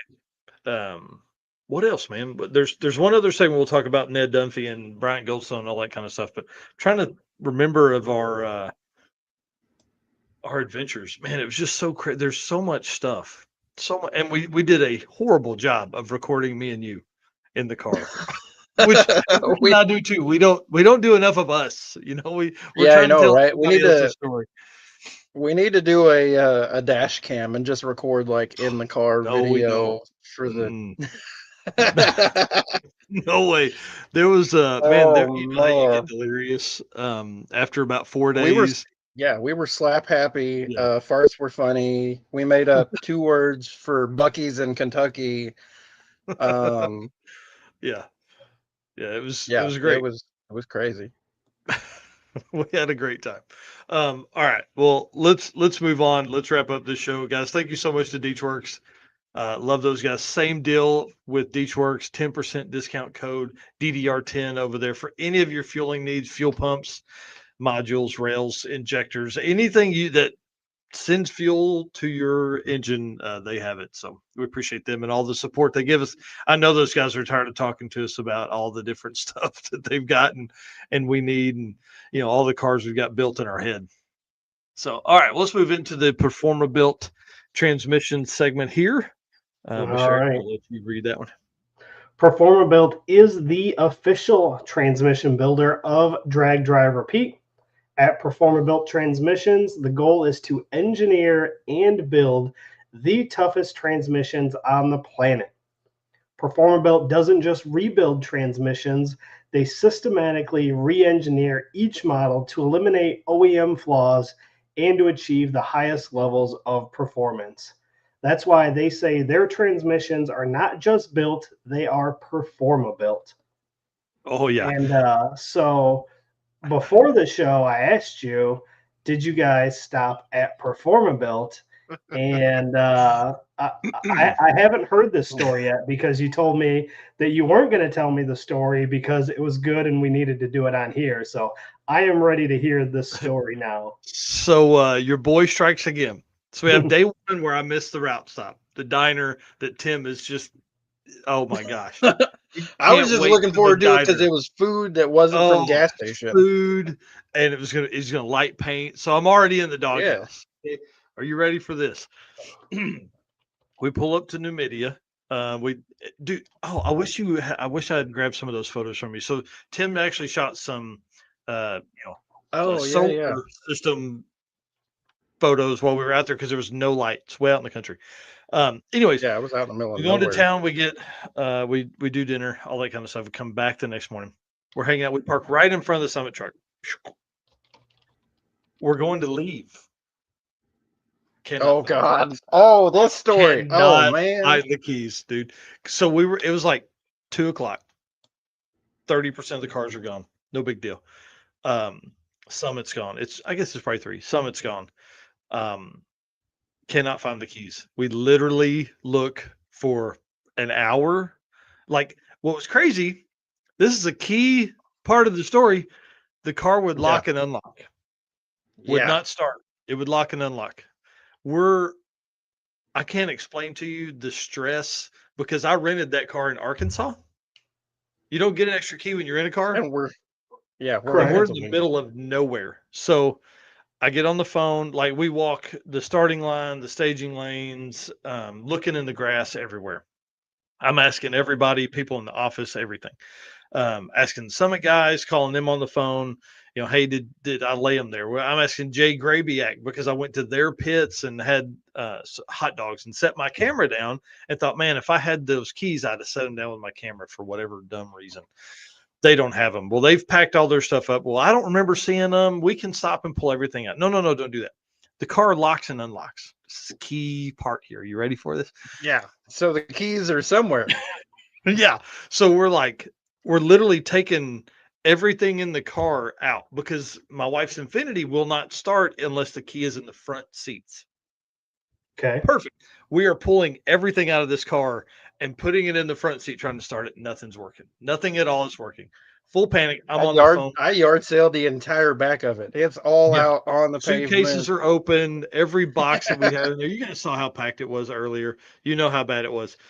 Everything is out. I'm on the phone with locksmiths trying to find somebody that'll even come out there because one of them is like an hour. The only one that answered the phone is an hour and a half away. They're like, it'll be several $100s for us to do it, and we'll have to get that key from the dealership. So, have you talked to a dealership to see if there's one close to you? Maybe you can have a friend run grab the key so we can program it when we get there. Okay, cool. You be working on that. I'm gonna start calling dealerships, see if I can find them. Quickest a dealership can get it's Friday. Call the locksmiths back. Don't worry about it. We can't get a key till Friday. So we're in full panic mode. Nothing is working.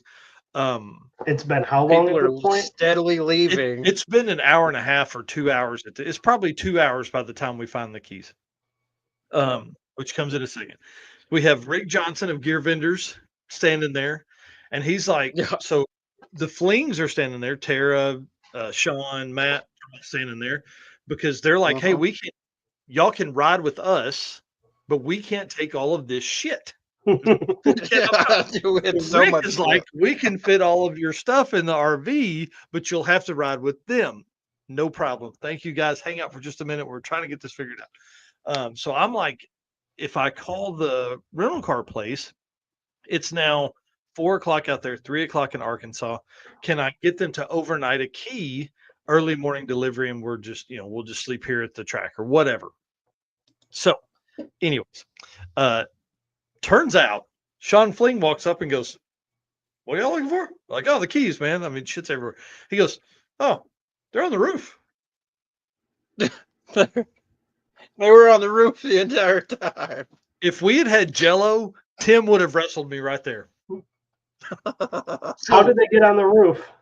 So, I had the guy's name. I think it was Somebody Kevin bought Dunn. a shirt. Who was it that bought a shirt? So they bought a shirt and stickers, and I needed something from the rear passenger door area. I think it was the stickers that I had up there. And so I go up there to get them, and I guess I had them in my pocket and set them on the roof for whatever reason. Dude, Tim would have killed me. The look he gave me went to my soul. I'm telling you. He was like, I don't even remember looking at you. I remember throwing my hat because I was like, yeah. We're know that we're on the ground looking. Yeah. We're opening the fuel door. We've torn seats apart, trying to see if they've fallen in between seats. You know, I've been elbow deep under the front seat trying to feel around. Dude, it was so crazy. What's the great story here is that it wouldn't start without them in the car. Because if it had started with them on the roof, the first gas station we'd have been screwed Yeah. because we'd have drove right off. Yeah. It was pretty wild. So that's why we didn't stop at Performabuilt, was because, dude, I'm serious. We spent 2 hours doing that, and by the time we left there like we followed Brian Acton and Jay Blanchard out, and that was it. I mean, there was like 15 cars left. And who walked up and saw them? Sean Fling. And just walked up and just saw them sitting there? Yeah, he was like, "Oh, they're right here on the roof." So where we were parked, the staging lanes was right next. Well, it was like a slope to them. Yeah. So it was probably up a foot and a half. So he was standing up on that while Tara's sitting in the van. He's standing up on that and just has the perfect line of sight because they were behind the roof rail. So you really couldn't see them. But we were all over the ground. I'm on the wiper cowl. I'm calling Summit. You know, did you guys see these anywhere? Everywhere. Dude, I felt nobody like thought to look on the roof. Nobody.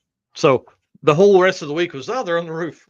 They're on the roof. Yeah, Anything, they're on the roof. You lose the keys, they're on the roof. It was on the roof. So essentially, after that, he made me give them to Tara Fling every day.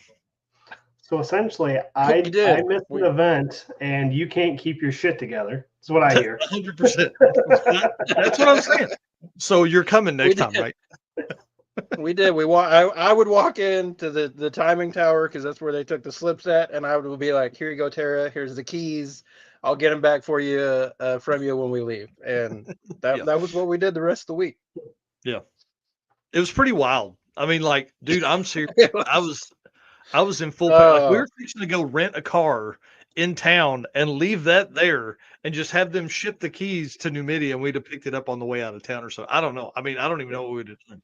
Your mom is laughing at you right now. Dude. Oh, she knows. She knows. It was stressful. And then when we got done, it was like they were on the roof the entire time. Like, fuck. The entire time. I was fixing to go to the top end and look for them because that was the last place I was at. But he didn't because his scooter was dead. Or he'd been down there digging through all the grass. So this is what, like 6 o'clock now by the time you get the pretty keys? Close. And then you got to load everything back into the car now? Oh, yeah. Yeah. It was probably almost 5 by the time we left, and racing stopped at 3. So, like, dude, I'm telling you, there were probably maybe 20 cars there when we left.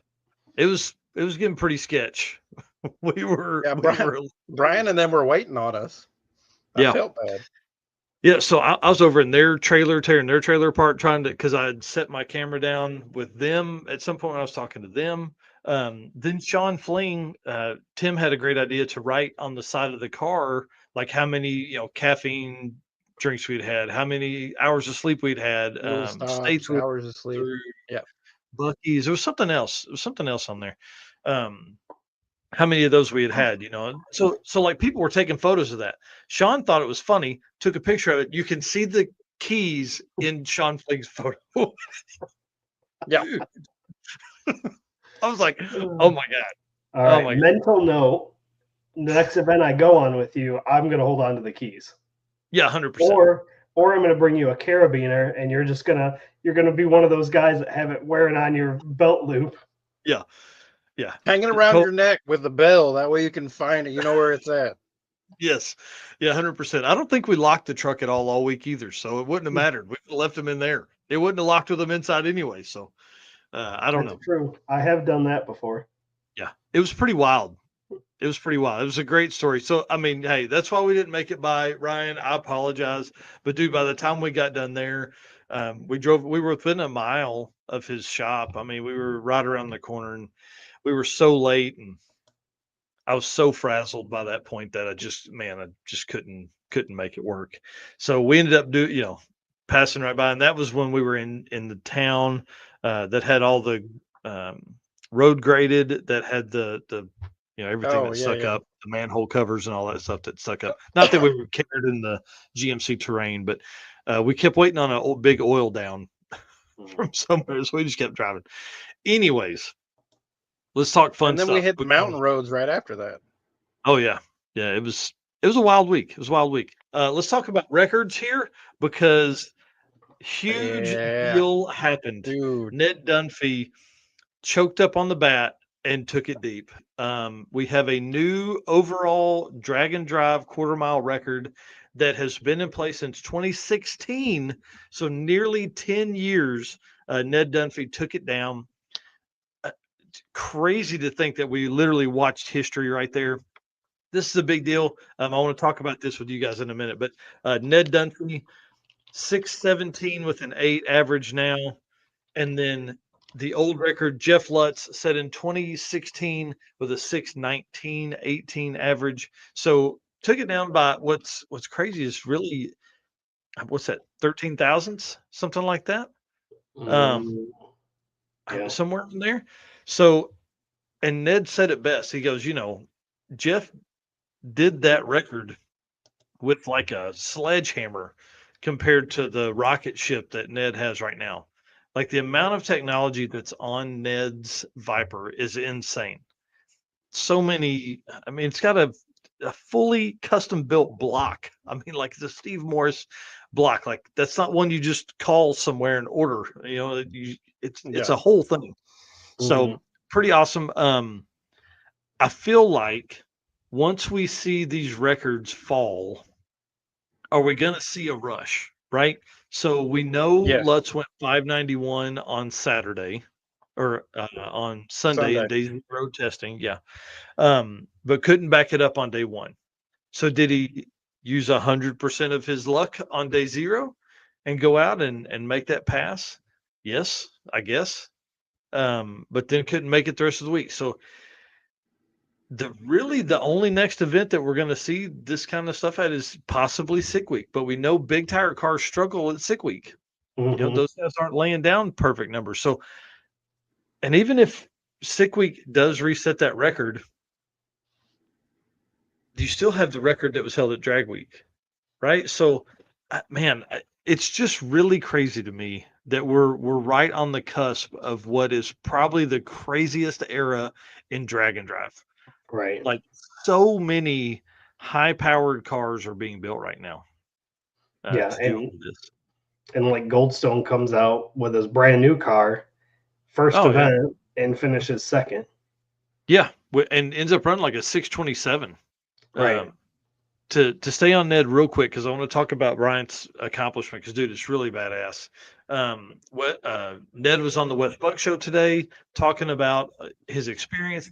What was really cool, I really would like you guys to go watch it. Make comments in Wes's comment section on Drag Illustrated YouTube channel. Ned is like, he does RVW racing. He's done roll racing. He, high levels of drag racing and stuff here. And he's like, this was a blast. He just talks about how much fun he had and how doing a drag week or a drag and drive is really one of the best things because you spend so much time in the car. He's Mhm. like, the more I built the car, the faster it went, the less time I spent in it. You're being pushed to the lanes, you're being pushed to the pits. You're getting a minute and a half in the car each time. He's like, we would do that and then we would drive it 250 miles. So this was a huge accomplishment for him and for him to be on like the West Buck show, who covers a ton of pro mod stuff and everything like that. It's it's pretty cool. Yeah, Brandon Parker says starting at Gainesville for sick week 26 could be the move for big tire cars. I hope. I mean, everybody's I got was to gonna run say, the do you same think track. they're gonna? Because I know they notoriously prep for like the radial guys. Do you Mhm. think they're gonna change up the prep and try and get that big tire record? Because I mean, I don't know. as a There's promoter, definitely you're a like bounty. Well, there's a bounty for it. So, Bailey wants it. Bailey wants that 5-second yeah. average, and if he can do it at sick week, all the better. So will we see Ned there? Will we see Lutz at sick week? Who knows what the offseason is going to bring for speed promotions racing, and the no prep kings and all that kind of stuff for Jeff Lutz. But I mean, is that really a possibility for these guys? I think sick week probably has the best opportunity to see it if we can get some Yeah. good air down there, which obviously we will. But can they get the right kind of prep to make these big tire cars go down like they should? I don't Mhm. know. I hope Right. so. And then when you see that, so let's say that as we talk about drag and drive and national level events, they bill that one as the Super Bowl of drag and drive. So let's say that has the best air, the best tracks, all that event is the key for your quickest times and all that kind of stuff. But you still have, we're looking for a 5-second average at drag week. Who's the OG? We're looking for some who can finish in the sixes at Mega Week or at Race Week, Rocky Mountain Race Week. Who can do that in the Right. mountains, which they're going back to this year. So, like, we may have that at Sick Week, but we still have all of these other events that really need or that really have those records that are hanging there. So, can we see somebody Yeah. like Brian Goldstone go out there and destroy stuff, destroy records at Sick Week, at Drag Week, at Rocky Mountain Race Week? I mean, if anybody can, it's this guy. So I want to give Bryant a huge shout out. Um, what's his name? Mike Carpenter at Drag Illustrated in episode 401 said that Bryant Goldstone is a tone setter in drag and drive right now. And I can't agree with him more. Like, building this brand new car, he is a beast. Beast, Yeah. I beast. mean, he had what 3 tests on it before he brought it out to Yeah. drag week. Yeah, 3 Mhm. passes on it. You know what I mean? Like, Oh and yeah, yeah. none of those were full quarter-mile hits. Like, it was at the Midwest Drag Race Series, race that weekend. He would just run it. He ran 1 pass to, like, 500 feet. That was Did, it. did he have the javelin with him, or did he only bring the new car? I didn't see the trailer. So, to be honest, I don't think he brought the Javelin with him. Hmm. So, we never saw it. If he did, we never saw it. Yeah. And this car went 627 on a track it never should have went 627 on, and it was late in the day, so the heat was totally against him. Hmm. So Scott Malpass here And that's saying, after the parachute issue on day 0 where he went full bore out the back door and the parachutes didn't come out and he puts it in the sand trap. That's why it's got "Yep, the duct tape fixings yep, on the front end to make it the rest of the week. yeah." His first pass ended up with rocks in the headlight. So Yeah, I mean, it really those are gold stones. Goldstones, yeah. Did a great job on the tape job though. It's on the fender that you're looking at right there. You can't even tell that there's duct tape holding the fender together, just above the wheel arch. Nice. Yeah, so he had the headlights taped in, so they would stay. The front end was a little messed up, probably not enough to affect aerodynamics or anything like that. But man, this car, dude, it's a force to run 627 and that was on day 3 or 4. Sorry, let me get back up to it here. On day 3, so they're already 450 miles in when it did that. So Mhm. pretty badass to get there. Yeah, Scott Sears saying just talking about the fives. There's a list of who they expect: Lutz, Cletus, Lasala, Taylor. Unless Taylor gets a new car, I don't think her car is going that fast. Oh, I think they were yeah, talking about sorry. building a new one, weren't they? Maybe, but I mean, I don't think it'll be I think there done. were some rumors floating around. I don't know if they actually are or not. Goldstone, Tom Bailey, Steve Morris. I don't know. I haven't seen Steve's car go that close yet. And then Finnegan with the new car. I don't think is it going to Yeah, be that at 6 Lexus. week would be the question mark for I don't somebody to know. answer. I'll message Mike after this and see kind of what the plan is for that. But big shout out to Goldstone. I can't pat them on the back enough. Those guys went out, kicked ass. They basically had to rewire half the front of the engine on Friday morning after their first pass. It wouldn't do a burnout, so they backed it out of the lanes and went over. Basically, rewired. They had a crank sensor that was bad, but they basically had to rewire the front end to figure out that that's what it was. Oh wow. It was intense, and they needed a good pass to keep their second place overall. So these guys, I mean, to take a completely unproven car and go, what was their average for the week? 660. So Six. Yeah. Yeah, 660. So 627 is his best ET, is a PB by more than a tenth. And then he's been 235, I think, or 230s in the javelin. I can't remember the mile an hour. I can't remember how much more the mile an hour is for him, but I mean, in the first event, and he was all down himself trying, oh man, it's that car's way faster, all that kind of stuff.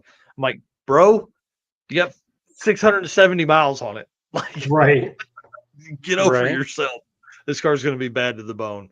I really feel like it's a front runner, and Brian hates to be second, hates it Mhm. with deep passion. Yeah, but I mean, Um, he has, what'd you say, 11, or what do you say, 11 yeah, guitars? I mean, that's 11 insane. guitars. Like, that is nuts.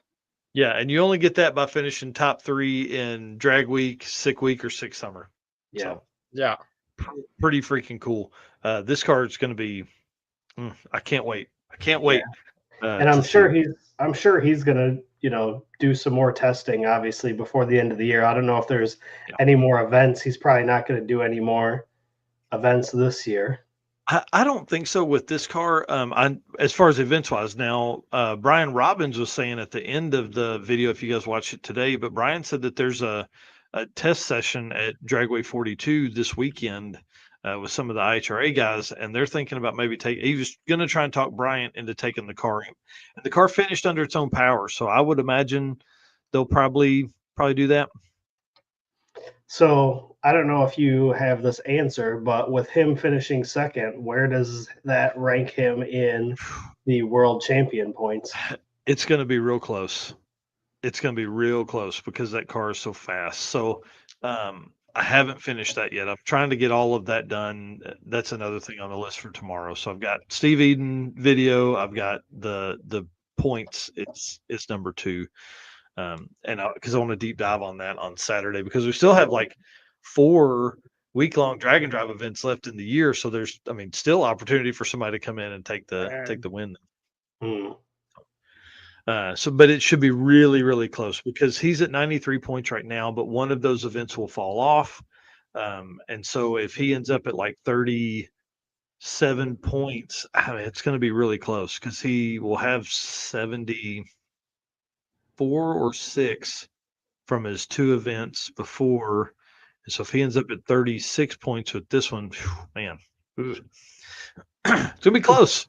Yeah. So currently, just to answer that question for everybody else, Randy Seward is currently leading the overall Drag and Drive World Champion point series. So it'd be so freaking badass if an 850 car won that. Yeah.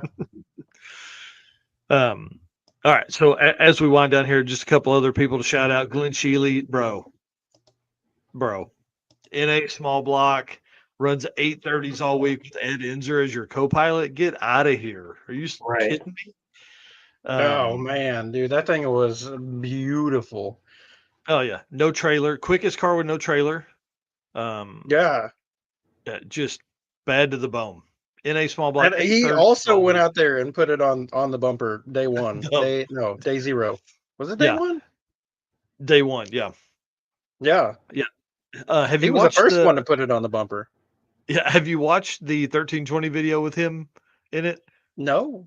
Where I haven't. they're like, hey, you just put that on the trailer hitch, and he was like, what? And he like jumps down and he looks. He's like, there's rubber on the bottom of the trailer hitch. It's pretty cool. Oh yeah, they were Yeah. talking about that in the media room. Yeah. Yep. Yeah, pretty cool, man. Yeah, mega wheelie for sure. Dude, And that car was yeah, built by it was Larry crazy. Larson. Went out Yes. and just bad to the bone. I don't know if he drove it in or not. He didn't act like he did. I would think they I think probably they just trailered it. Yeah, I think they trailered it in, but yeah, they drove it all week with 0 trailer. Yeah, I couldn't believe it. Drove Gorgeous. on the radials that they raced on, man. It's always super cool to see that. Yeah. And then another big shout out to Jason Tabscott, Jason and Amanda Tabscott coming out. Dude, 850s in this car. Come on. 2 years in the making. Completely new power plant, completely new engine architecture, everything that they, it's Gen 1 small block stuff, but it's like SB2, like NASCAR shit. One of the most outlandish builds that's out there. And big shout out to them for going 850s in this car. That's something that they've wanted to do for a very, very long time, and they got it done. And actually, hang on, I want to make sure They broke their record for NA small block, Yes. right? And then Yep. Sheely came in and absolutely annihilated it with. Yeah, I almost felt bad. Ground. Yeah. Dude. Yeah. Yeah, Jason Tapscott goes 854, 861, 860, 860 with a 9, and 861. It was pretty wild, dude. And you got to think, like, for a long, long time, Tapscott's been the man. He's been He's the held that record NA for guy a long time. out on top. So super cool to see them back. I mean, dude, we've missed them. That NA small block stuff, tons of RPM, high RPM burnouts, man. It really makes for fun stuff. And you see wheelies. This like from Sheely doing the wheelies, and then Tapscott hung the wheels out at 60 or 100 feet just about every time he launched that car. It was badass to watch. And he was do a single throttle body, where Sheely has two throttle bodies on his setup. So tons of different ways to make power, but they were definitely leaning on it to get there. Oh, definitely, for sure. And then the last bit here, Phil Gullidge, big shout out to him. This guy, like we talked earlier, this was his third or fourth event, and he had never made it to the route. Like, not one time before this had made it to the route. Well, he finished the week this week. They had to rebuild the transmission. I had to put in an all new gear set, and a Linko style setup in it. All new build there. Then they caught it on fire. Had to rewire half the stuff inside the cab. They pulled something like remember when Royce Payton would put the throttle body on the bottom of the blower and kind of route around the blower? They were doing that. Took a picture of that. Dang it! I wish I'd have sent it. Well, I mean, I'm sure you probably, I've got videos of it. I just didn't do anything. So I just want to give him a shout out here. I mean, it's that kind of determination. Yeah, it was very cool. Very like Ned Dunphy. Do what? What's that thing run? It was quick. Hold on, I'll tell you. I should have put that in the notes. Sorry. 7, 6. I think it went a low 7. I thought. 770 on one day. Yeah. 770 for the best pass of the week, but it's a 770 at 177 miles an hour. How about that? And then a 1290, a 20, because he just broke the beams. That was the day he was rebuilding the transmission. That was I think Cecil was the day that he just went up and like broke the beams. And then a 15.0 and an 814 back at Maryland. Okay, so kind of all over the place, but yeah, I mean, definitely, and that's what you get on those big jobs. Yeah, God, dude, that's not your average. That takes some guts to power that thing down the road, and it's got to be obnoxiously like loud. Oh, he said it is next level loud. Like, you can't even imagine how loud it is. But yeah, they had a great week. And it's really one of the only blower style cars like that we see. We see, some supercharged cars, but nothing like what this car is. It's just insane. So big shout out to those guys. Big shout out to everybody that finished, man. If you finished with a 15-second average at Drag Week, you earned a big pat on the back, because listen, those hills were no joke. And then last bit here before we shut it down, I just want to give a shout out to Performabuilt. They helped Joseph Giunta with his car, which is the one here. It has a root style blower on it. Got him some parts, I think. And then I think they were gonna open up somebody's transmission and help rebuild it, but ended up not needing it. It was something simpler to fix. So big shout out to Performabuilt for being open to letting people use the lifts and stuff like that. I'm just glad they didn't have to. And again, I'm so sorry for not stopping by, dude. I kick myself for not taking the time to do that, but I knew we would be there there's no way we could get out of there for less than an hour. So pretty crazy.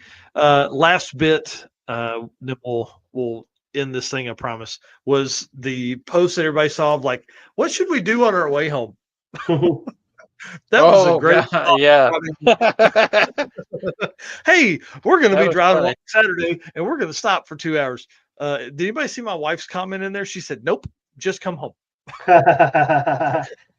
Yeah, but So I mean, that's it doesn't help that like you left and everything at your house went like oh, haywire. dude, the AC went haywire. Something else. There was something else Was it went an alarm sideways. system or something Oh freaked yeah, out the or didn't screen threw out work the or yeah? alarm. Man, so yeah, by the time Friday came around, we were ready to be home anyways. And if the awards had been done at like 4 o'clock, we probably would have stayed, or we probably would have stopped on the way home. But they didn't get done till 8:30, something like that. Something like And that. Yeah. we rolled. So when did you guys actually end up getting back home? Uh, I got back to my house at like midnight yep, Sunday morning, and yep, then Mike had another hour or something to his house. yep. So So it was late enough. I slept until yeah, 7 a.m. on Sunday. So yeah, I it think I took was all up day. at like 7 o'clock in the morning. Yeah, we did 300 miles the Friday night after eating dinner with the Flings and like 13 other people. Yeah, well, Tanya, basically the hot rod staff. Yeah, yeah, Tanya Turk, Keith Turk, all those guys. Got to meet the dude that is the NHRA tech director or IHRA tech director. That was kind of yeah. cool. Josh Hamming, that was a neat deal. We got to have Yeah, that dinner was with them, and then got on the road at probably 10, drove 300 miles. Did we get a hotel that night? Yeah, we stopped in Oh, I don't that's right. remember Some where, shitty Pennsylvania town. or yeah, Dude, took us 30 Uniontown. minutes to get checked into the Uniontown. hotel room. Yeah, Yeah. anyways. Yeah, because And then somebody we was got, already checked in. They had to go check it or something. I don't know. It yeah. was wild. Um, and then we finished up. It was just over 1,000 miles Saturday by the time I got home. So it Wow, was it was a long day, dude. I bet. Yeah. I think if it hadn't have been so hot on Friday, I would have been more apt to be like, yeah, sure, let's make a pit stop at one of these races Yeah. on the way home. But it was so like all of the heat that we missed out on the front half of the week found us on Friday, and by noon on Friday, I found Mike. I was like, I know stopping on the way home sounds fun, but like, can we just go home? Like, I'm beat. Yeah. It was pretty brutal. A war in But the woods, that would have been cool.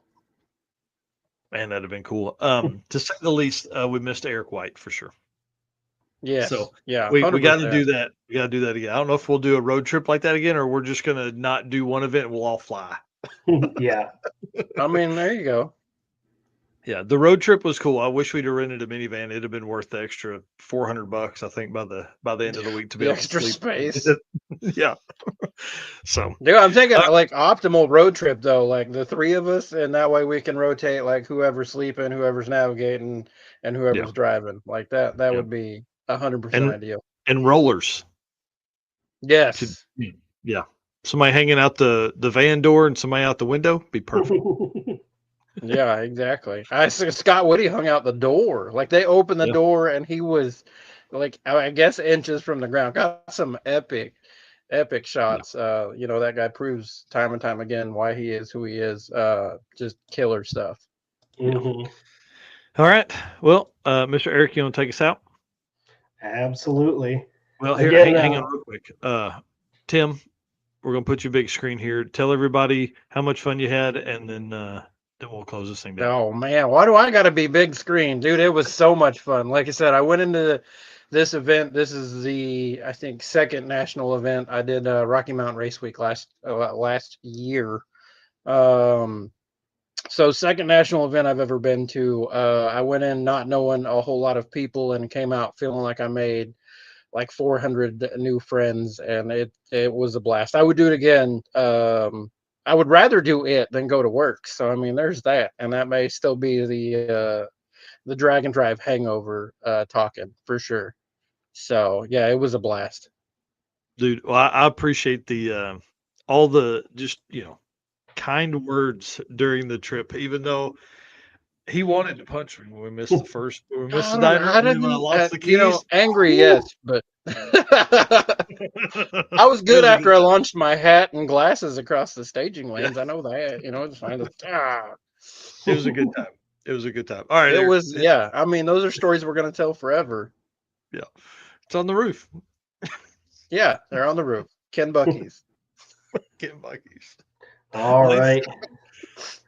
Well, appreciate everybody chiming in, kind of reminiscing on your guys' week and watching the show. Again, you guys support us. We wouldn't be doing this if you guys weren't watching or racing. Obviously, that's where we get our content from. So you guys are our race car friends, and thank you for being those race car friends and also our sponsors. We wouldn't have been able to travel to all the events this year and still what we've got up to come, with PRI and everything. So if you guys are buying parts, please check out the companies that are on the screen right now and see if they have what you need.